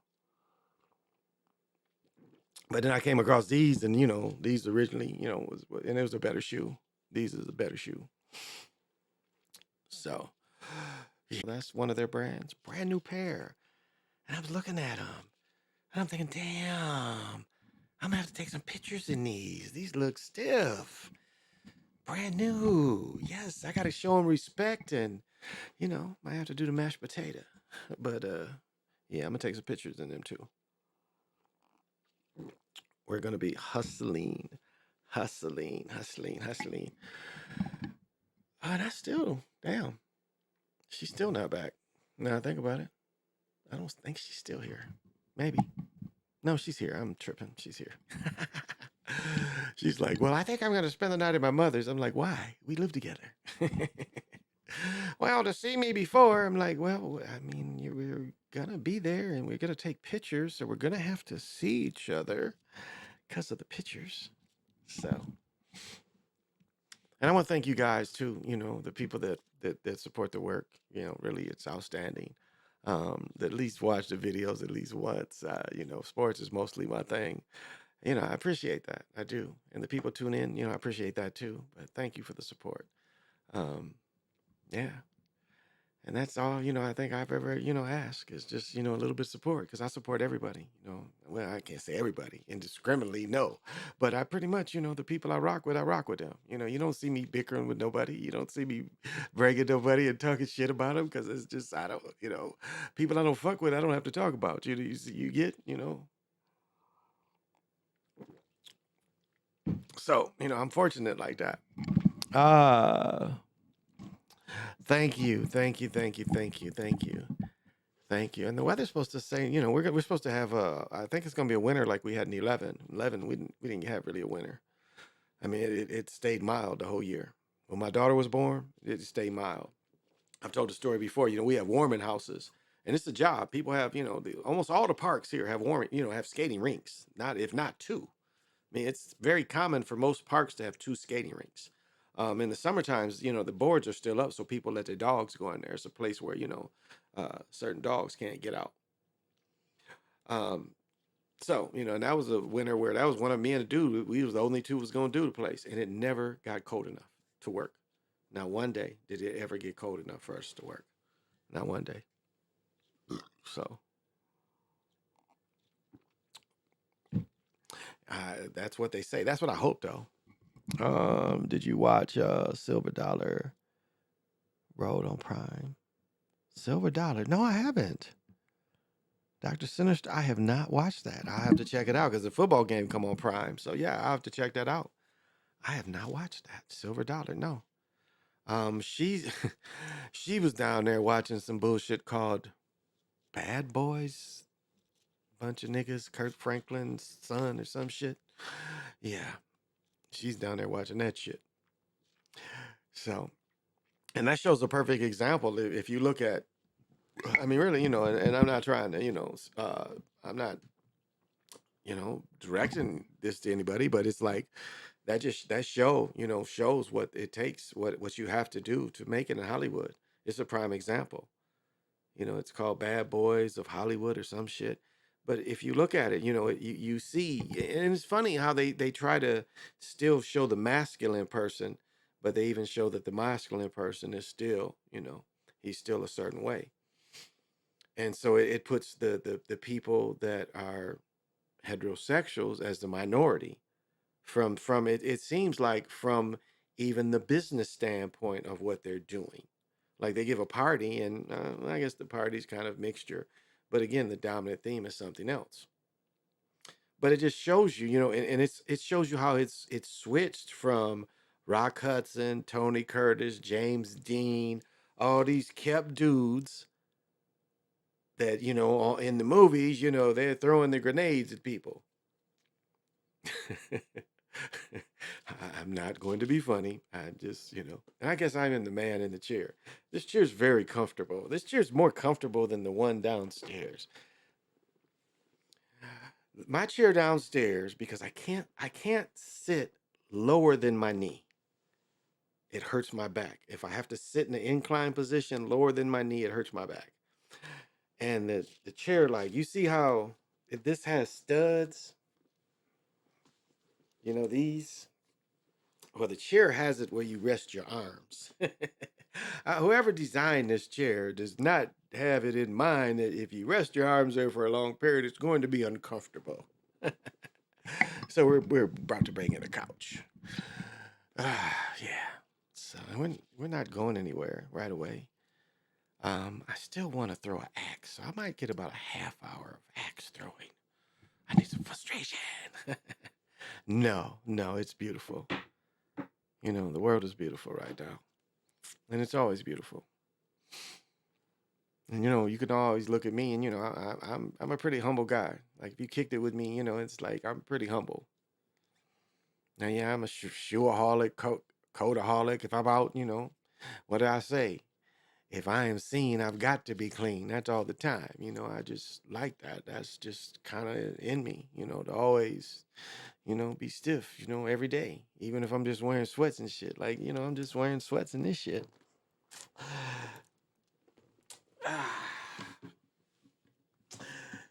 You know, this white champion pants.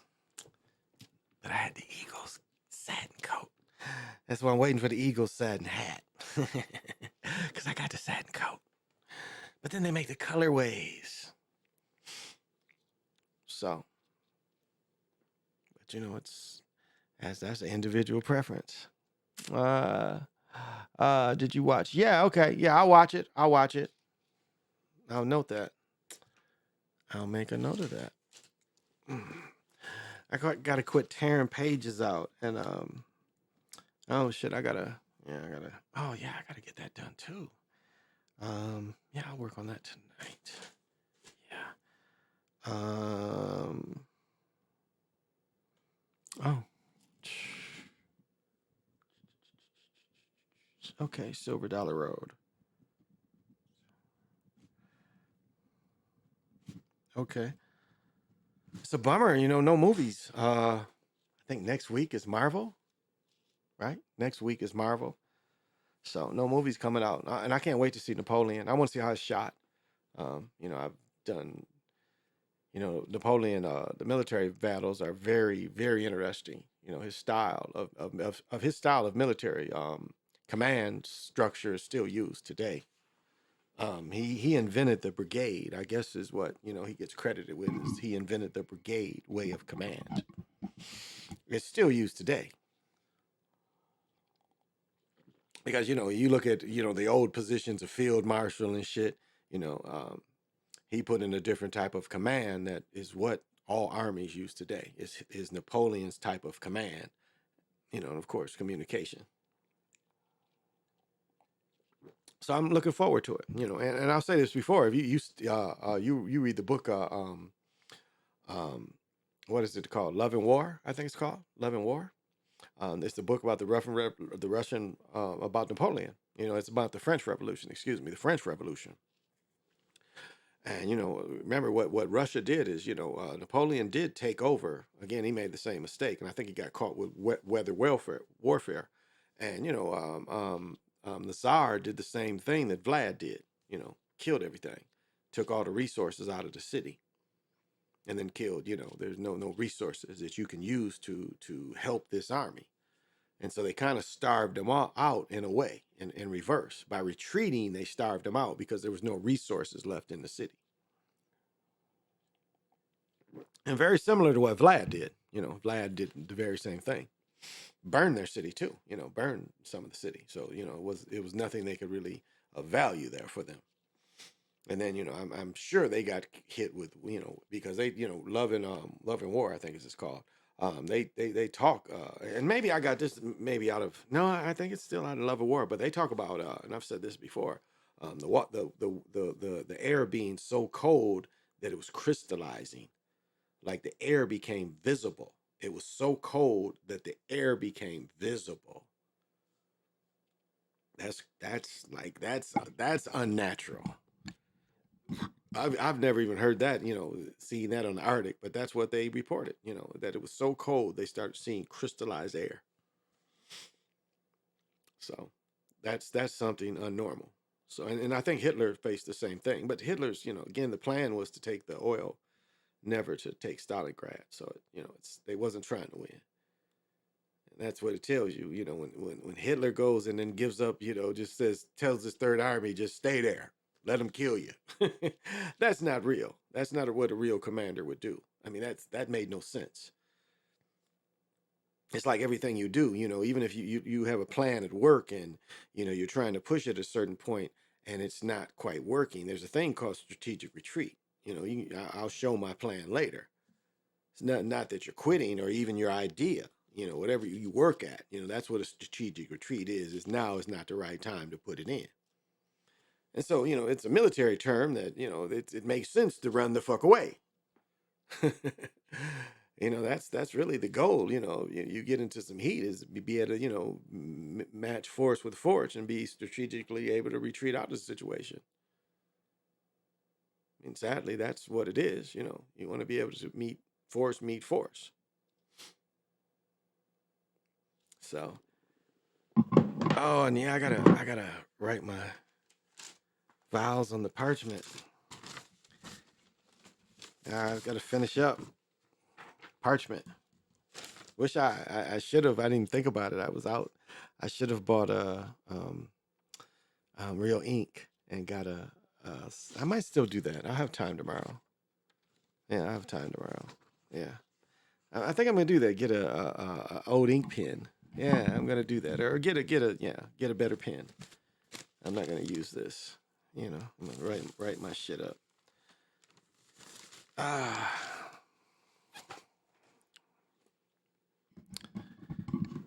But it's funny when you look in the mirror, and you look at yourself and you remember, like, can you really remember what you look like when you were younger? Like, can you really remember when you looked at that little boy or little girl that looked back at you? I mean, can you still feel that? Can you still step in those shoes? And I know, I'm sensitive enough to know, some people that had harm at that young age. So I understand you would never want to feel that again. So please forgive me, if that brought up those thoughts. Wasn't my intention. But, I know that reality. And then, I was fortunate, my own life. And, I think I probably was saved one time. I think my stepfather saved me from a dude. I really do, because later the dude did attack somebody, and I think my stepfather was like, "Hey," because my stepfather was on it. And the dude is funny. The guy was like an ex-Black Panther, and he had some pictures. He had the picture I just showed you of Duluth, and he had the picture from Marion, Indiana, the murder there of the two young men when it looks like Hitler's in the crowd. Hitler's pointing up, Hitler is in Marion, Indiana. They got a picture of Hitler in Marion, Indiana. So Hitler didn't go to Bolivia. He went to Marion, Indiana. Look that picture up, Marion, Indiana lynching. It's funny how similar the lynching stories are. They tear the jails up and stuff.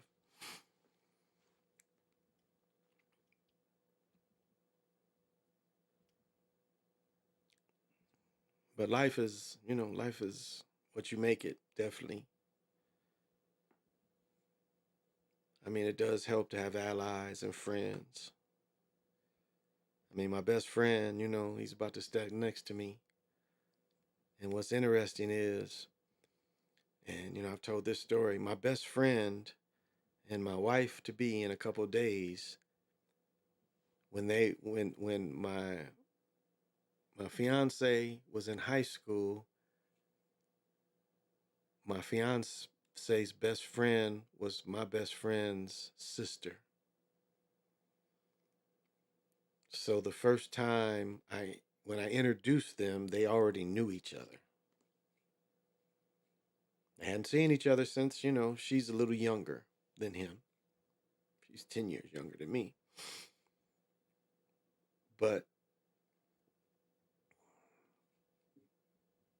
so do you see, how that was, but it's like, you see that deep connection already. I mean, you think about what is the chances of that?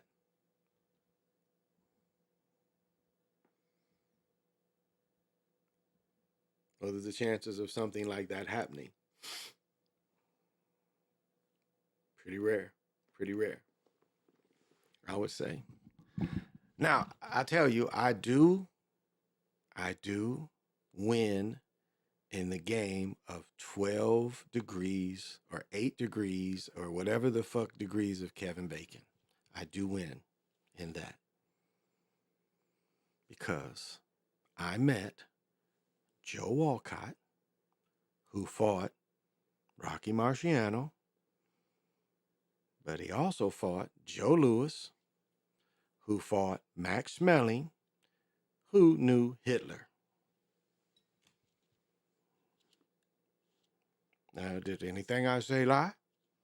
Now, I didn't say I know all them other people, but I knew somebody that knew somebody that knew somebody that knew somebody. Isn't that how it works? Isn't that how it works?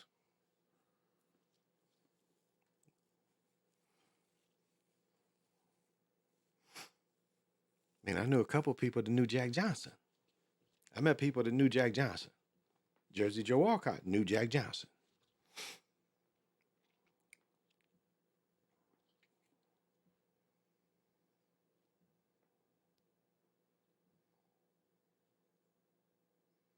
I was listening to somebody when it was funny. Like none of my grandparents' parents were slaves. Like I was listening to somebody. It was like my grandmother's age. And she's like, "Well, my grandmother was a slave. Like none of my peoples was slaves like that on both sides of my family. Like Macon's in Mississippi. I've showed the picture of my great great grandfather and the way he looked and the way his wife looked.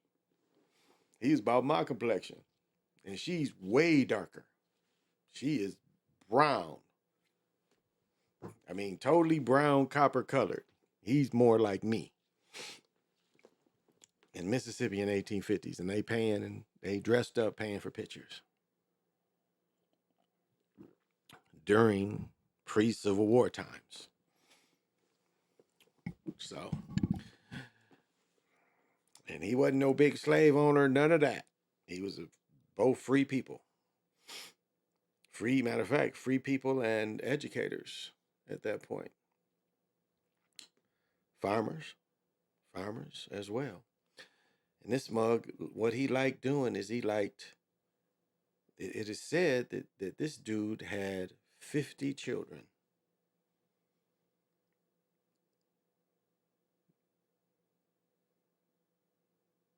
50 children. My great-great-grandfather, it is said that he had 50 children. I didn't match that. I only got 8, really. I didn't match the 50. Because that's years. That's also years, And I mean, I don't know how many overlapped. Because there's a lot of people where, people overlap. You can have several children the same age. My two youngest are what? My two youngest sons are 15 months apart. And my two oldest are they're a little more. I think she's about to have a birthday next month. He's 34. I think she's going to turn 33. Yeah, so they're not, I think they're 2 years grade. No, I think they're closer in grades than that. But I think she's about to turn 33. So.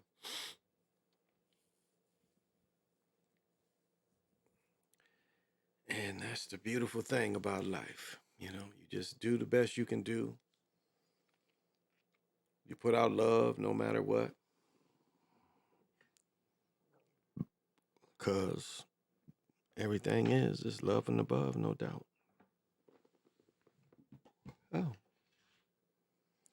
It's love and above, no doubt. And like I was saying, if you caught my story earlier, where something that could have been catastrophic for me, I got reset and was able to avoid it. And so understand if that, if that happens to you, if you get a reset like that, understand that's what it is. And there's a purpose for it.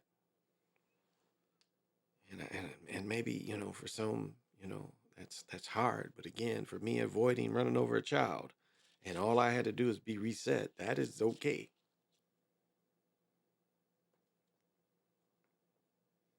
And I'm saying, you know, your reset might not be as extreme, but you still might get that chance. And it's, you know, it's the timing of all these events, all your moments. Because again, I'll say this about it. It was like, it was a moment where my mind really wasn't enjoying the moment. I'm thinking about what I need to do because I had to go to the airport.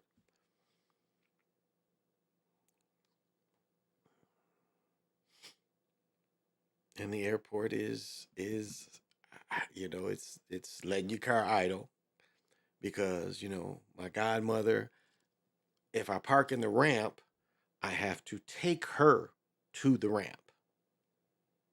If you understand, I have to take her to the ramp. So if it's easier for me to stand in line, you know, to pick her up like that, it's less for her to transfer. So that's interesting. And I live close to it. And again, you know, I was out to the outlet. I live real close to that. But it goes back to, you know, it's just like I'm thinking of all this I got to do. And then after, you know, I got to take her, I got to go do something else, you know. So my mind wasn't really loving the moment. And comfort. Because what happens is you get comfortable and it's like this becomes not enough. So you need to create more. When in fact, this is more than enough, you know. It's like that song goes, loving every minute of it. You know, loving every minute of it. I'm loving every minute of it. And that's the tune you got to play in your head sometimes, that you're loving every minute of it. Because again, you know, when the minutes are taken away, you can't love it.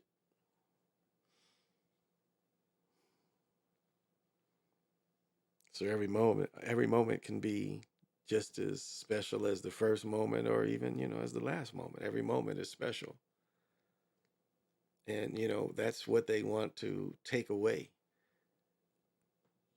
They don't want you to cherish every moment.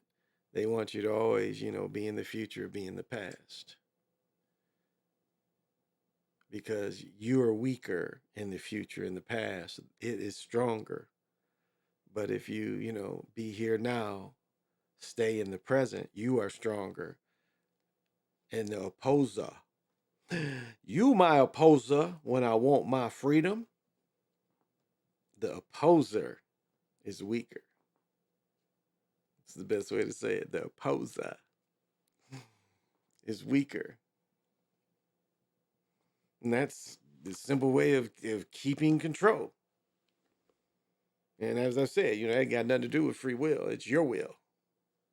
Instead of free will, use your will. Because that's what gets things done. That's the moving, the will to move forward with knowledge, emotions, spirituality, something to move you forward, not take you back, not keep you planted in the moment, you know, in the now either, you know.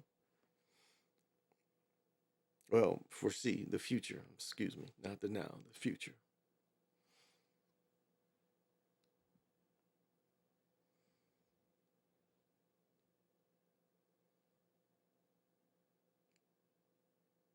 I mean, how like it's like there are things that are so beautiful and profound to us that we don't think about a lot. Something that really just touches us. And you know what I say, and I call myself, you know, I live that, and I talk about that often. It's like, you know, my role, and it doesn't mean, you know, like my role doesn't change. Like if I go to a professional game, I go to a high school game, I go to a junior high game, I go to little, whatever it is, game, I am still the same thing. Even though I'm experiencing it at different levels, I tell you who I am. And what I represent, fire sports. I live that. When I'm in that giant stadium, you know, they can't help but give me the charge that they get. They don't want to give it out very much, but they can't help but give it out because it's there. It's no doubt. You sit around 70,000 people, it's a hell of a charge. What is making that?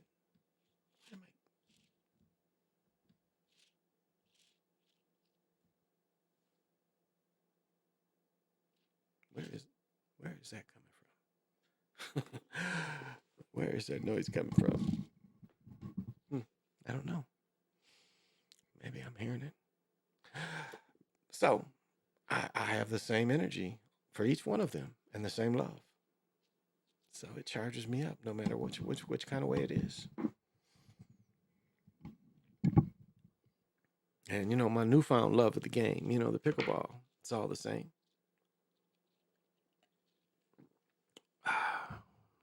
I ran into a brother that plays. He's like, man, you been playing? I'm like, no, I have not been playing. I am taking a break. He said, me too. But I'm getting all the stuff going next week to see how bad my knee is and my arm, and get some therapy and get strong, and then start playing indoors. Might even hoop. Maybe ref a little bit. I don't know. I might ref. Fouls on you. Remember, my boy used to ref softball. They called him Hook because he'd throw a mug out in a minute. He'd throw them out and they talk too much shit to him. He'd beat their ass. And he's a little skinny dude. Time to stand up, I know. He's a little skinny dude, but that's what he was called. He was called Hook. That was my man. He was the guy, we was doing a football game, and he called a tech on the coach. It's like, tech? Like, don't call a tech. Throw the motherfucking flag. He's like, oh, flag on you. That's what he called it. Flag on you. Because the coach was talking shit to him. He said, flag on you. But I enjoy it all. Every level. You know, I have to say, there's no real debauchery, which I'm happy about.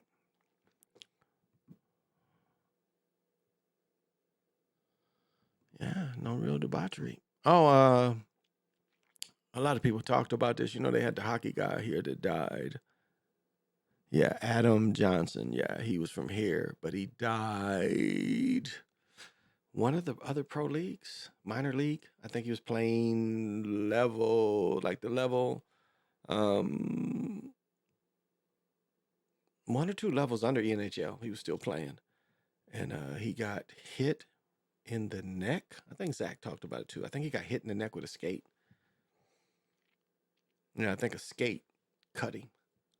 I think is what happened to him. So you can look up Adam Johnson, but I think that's what happened to him. He got cut with a skate, and he died. He passed.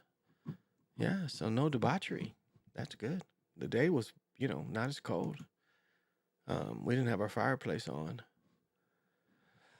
And so the day was, yeah, it was swell. It was swell today. You know, just jacket, you know, out there with a jacket. You know, I'm out there, wow, you know, blow my mind, baby. I'm out there, wow, you know, nah, nothing like that.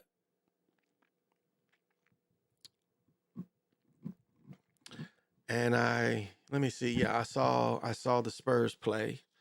I saw the football game. Again, I lost, so I take that first loss. I'll probably bounce back this weekend, but we'll see. We'll see. Yeah. Well, 2.5 hours is probably good. You know, I don't come on Fridays. Saturday is going to be honeymoon night. So, yeah, don't plan on seeing me Saturday night. You know, I'm going to be busy doing some, you know. Yeah. So, probably, you know, you can get them underwear, there's edible underwear, you know. Yeah, give those to her. You know, we give those to mine.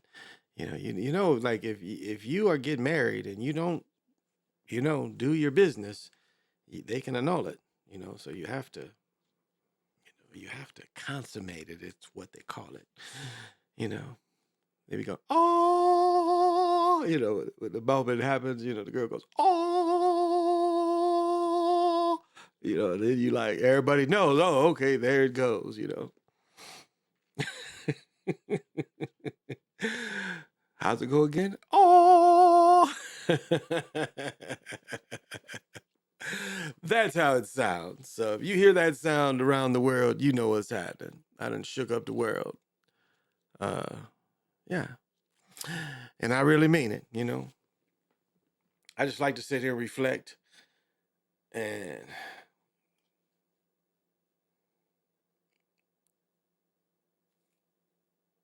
it's like, you know, my own, you know, like really I could step back into, you know, when things was tough, you know. I can really step back into that. Being a single father of 2 babies, you know, and someone's 7 or 8, you know, they're not easy. And, you know, when everything's down, and then I've told the story before how I found magic even in that moment. What is it called? The shaving cream, Bala. What is it called? The dollar store sells them, but nothing else was working. But yet, I was able to shave my head bald, my face clean every day, because my shaving cream that should have lasted about 30 days lasted 3 months, and it showed me that magic works. And you can't say that you know that shaving cream can was made special, that was one of a million. It don't work like that. You know, there was some kind of guidance there that was like, okay, dig what's happening, but you know, can you even appreciate this? And I was like, this is different. This gives me hope, because I'm getting this free. And it's not that it's free, it's like I've been gifted this. And by just using this, I still feel good about who I am, no matter what is going else around me. Oh, it's this. Oh, okay. They're rubbing together. Okay. And you know, wearing the Virgil.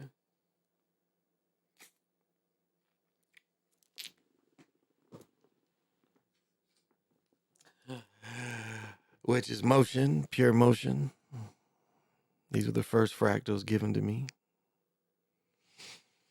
This is the crystal version of that.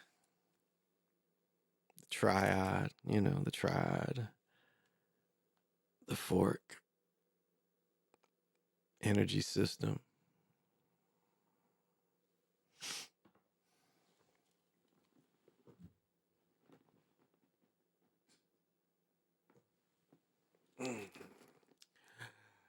Ah. Oh, I am stuffed up.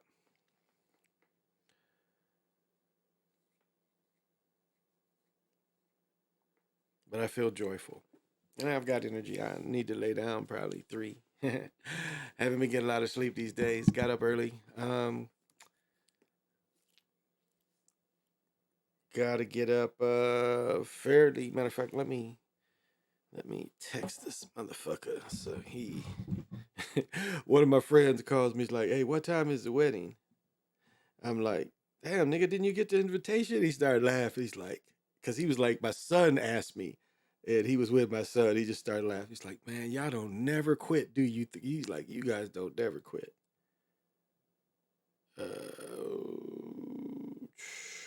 Fuck. What is this? Oh, okay. Let me see what he sent.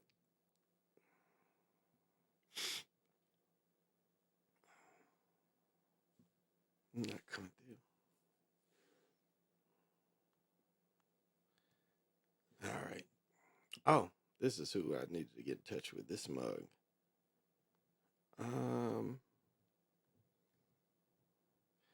Tell him to, yeah.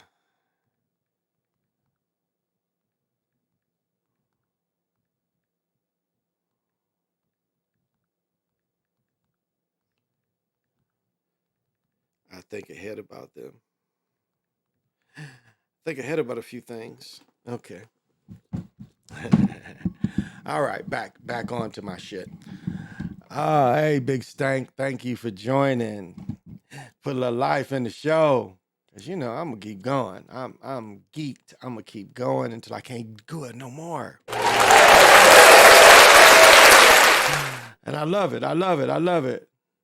Got to have vision. And we still on the Chocolate Mountain Show where we are on the Galactic Patio and we go. Would you like to dance with me during the cosmic slump?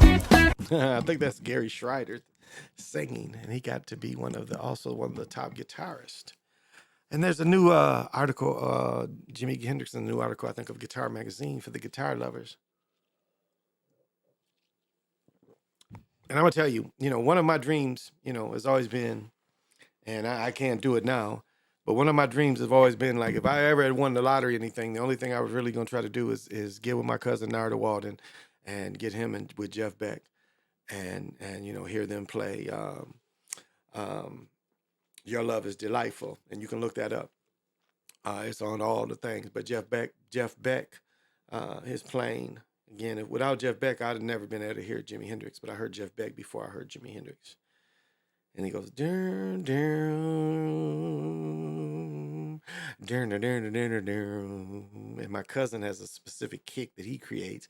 But I mean, Jeff Beck goes, down, down.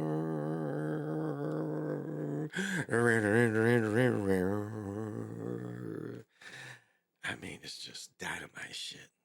And my goal was to like be around them when they played that together. And Jeff Beck passed. So yeah, that's too bad. Jeff Beck was old.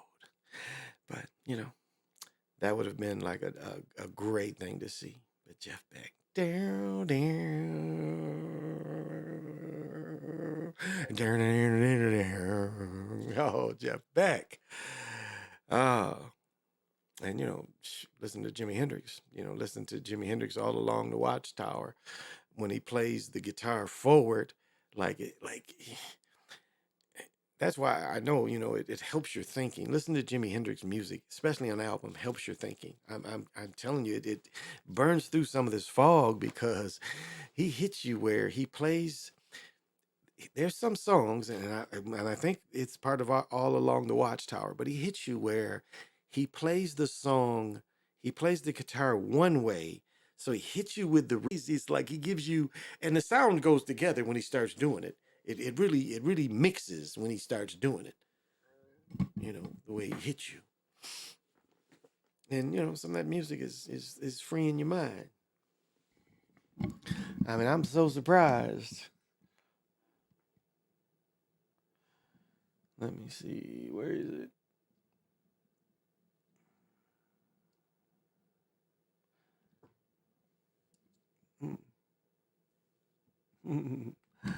Oh, that I have had gotten hit by Jimi and them, because this shit is definitely Jimi Hendrix. This shit here is Jimi Hendrix.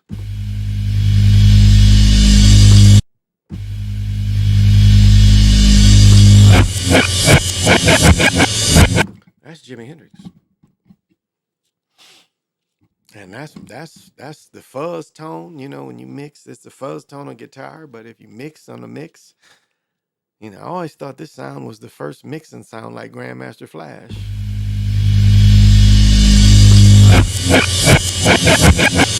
He's doing scratching. That sounds like what, scratching. I learned that, when I used to mix it. I used to have two turntables and I would mix this in. And I was like, look at this. This is the same thing because Grandmaster Flash is doing. This is like a mixing sound, like a scratching, pausing the record and scratching over it. So, yeah, what's up, Big Stank? Thank you for joining me. So, I think it's enlightening music. And it's music that, again, can move, and remove at the same time, So that's why I vibrate with some of it. That's all.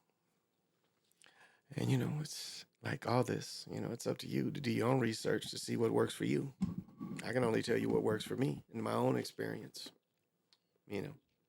as my own experience as a God walking this earth, which we all, you know, everything that you see around you is still part of you. So there's nothing greater than you. These planets around you everything is the same, you know. It's part of the same kind of thing. So if you can visualize it, it's all the same. It's not something separate as they try to make it. So keep that in mind. And you know, it's like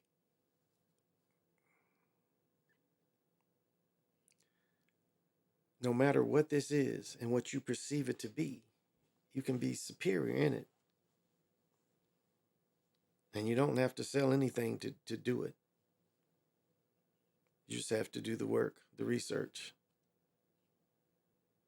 I mean, that's really what, you know, the enlightening is.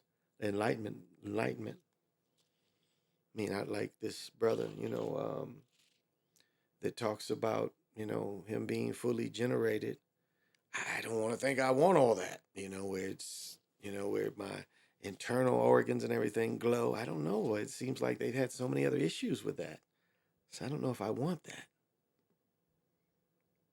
I mean, some of it sounds super nice, but some of it sounds like, yeah, damn near killed him. So, you know, I don't even know, you know, if we can achieve that. But what we can achieve is being supreme of our reality. And that don't mean, you know, being totally rich. It means being comfortable in it at least. And sometimes if that's the best you can do is comfort, sometimes you can ride that out for years. You sit somewhere and you was good enough and people was around you, they let you sit in the corner and they throw you a blanket and a biscuit every now and then.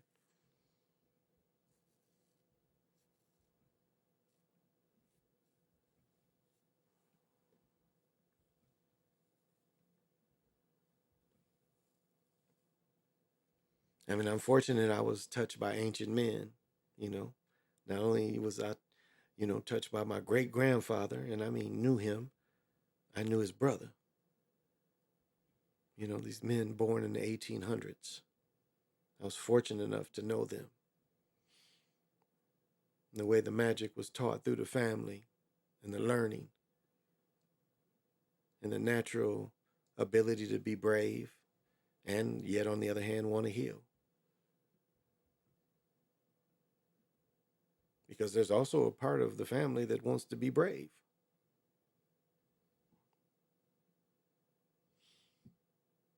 And you know, that can be a propaganda thing too.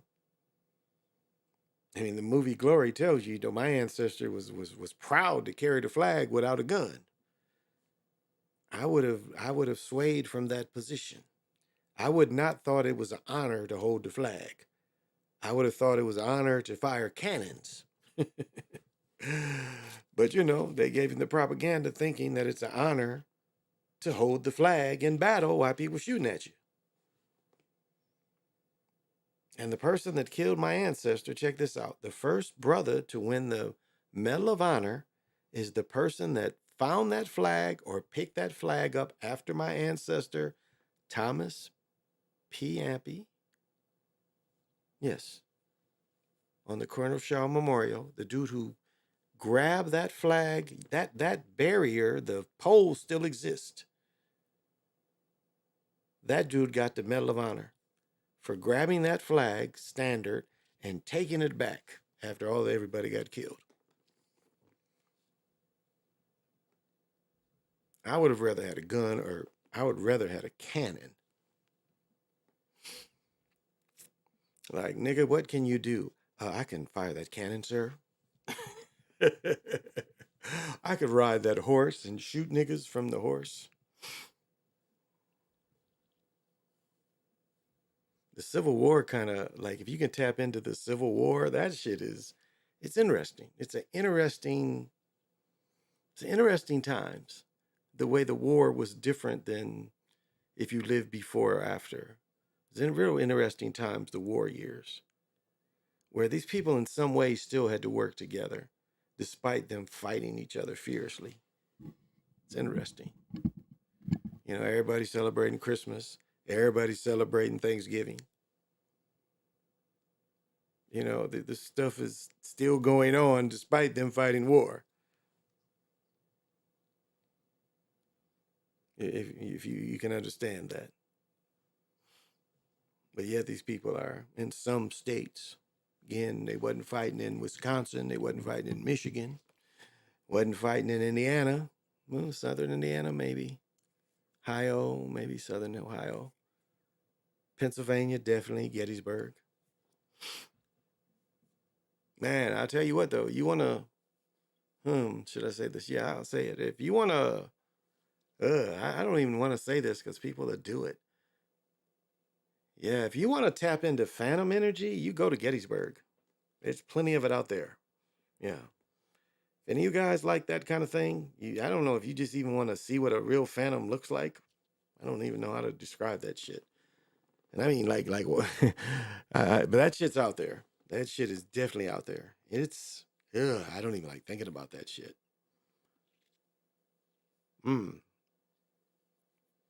I like, yeah, that shit is like almost a invisible cyclops. Like it's like almost that shit looks like a fucking invisible cyclops kind of fucking yeah, definitely fucking octopus like. Yeah. All that. But like a elephant trunk like thing. It's like that kind of thing plus like an elephant trunk kind of thing. Yeah. That's what it looked like to me. And I wasn't looking for that shit. I'm just sensitive that, I'm just like, I perceive that shit. But Battleground Park in Greensboro. Yeah, I used to see that shit too. A bunch of people got killed there during the Revolutionary Battle. So that shit, yeah, that's what that shit looked like. And like an octopus that could walk on land. Yeah. Like them legs, it could walk on land with them legs. But like an elephant trunk with just one eye. But like clear. Yeah. Like not, yeah, clear, silverish. No, not even. It can get darker than, but clear, but not silver. No, that'd be wrong. Clear, shiny. Is that such a thing? Clear, shiny, like reflection clear. Yeah, I guess that's the best way to say reflection clear, like that. If you can understand it, where you can still see the reflection. Yeah, reflection clear. You can see it, but it's reflection like clear. I don't know if that makes sense. Yeah, that's the only way I can describe that shit. You can see it, but yeah, reflection clear. Yeah, it's the only way I can describe it. That ain't really making sense. I mean, it makes sense to me, but trying to, push it to make sense to people, it doesn't really relate. So, well, I'm gonna call it.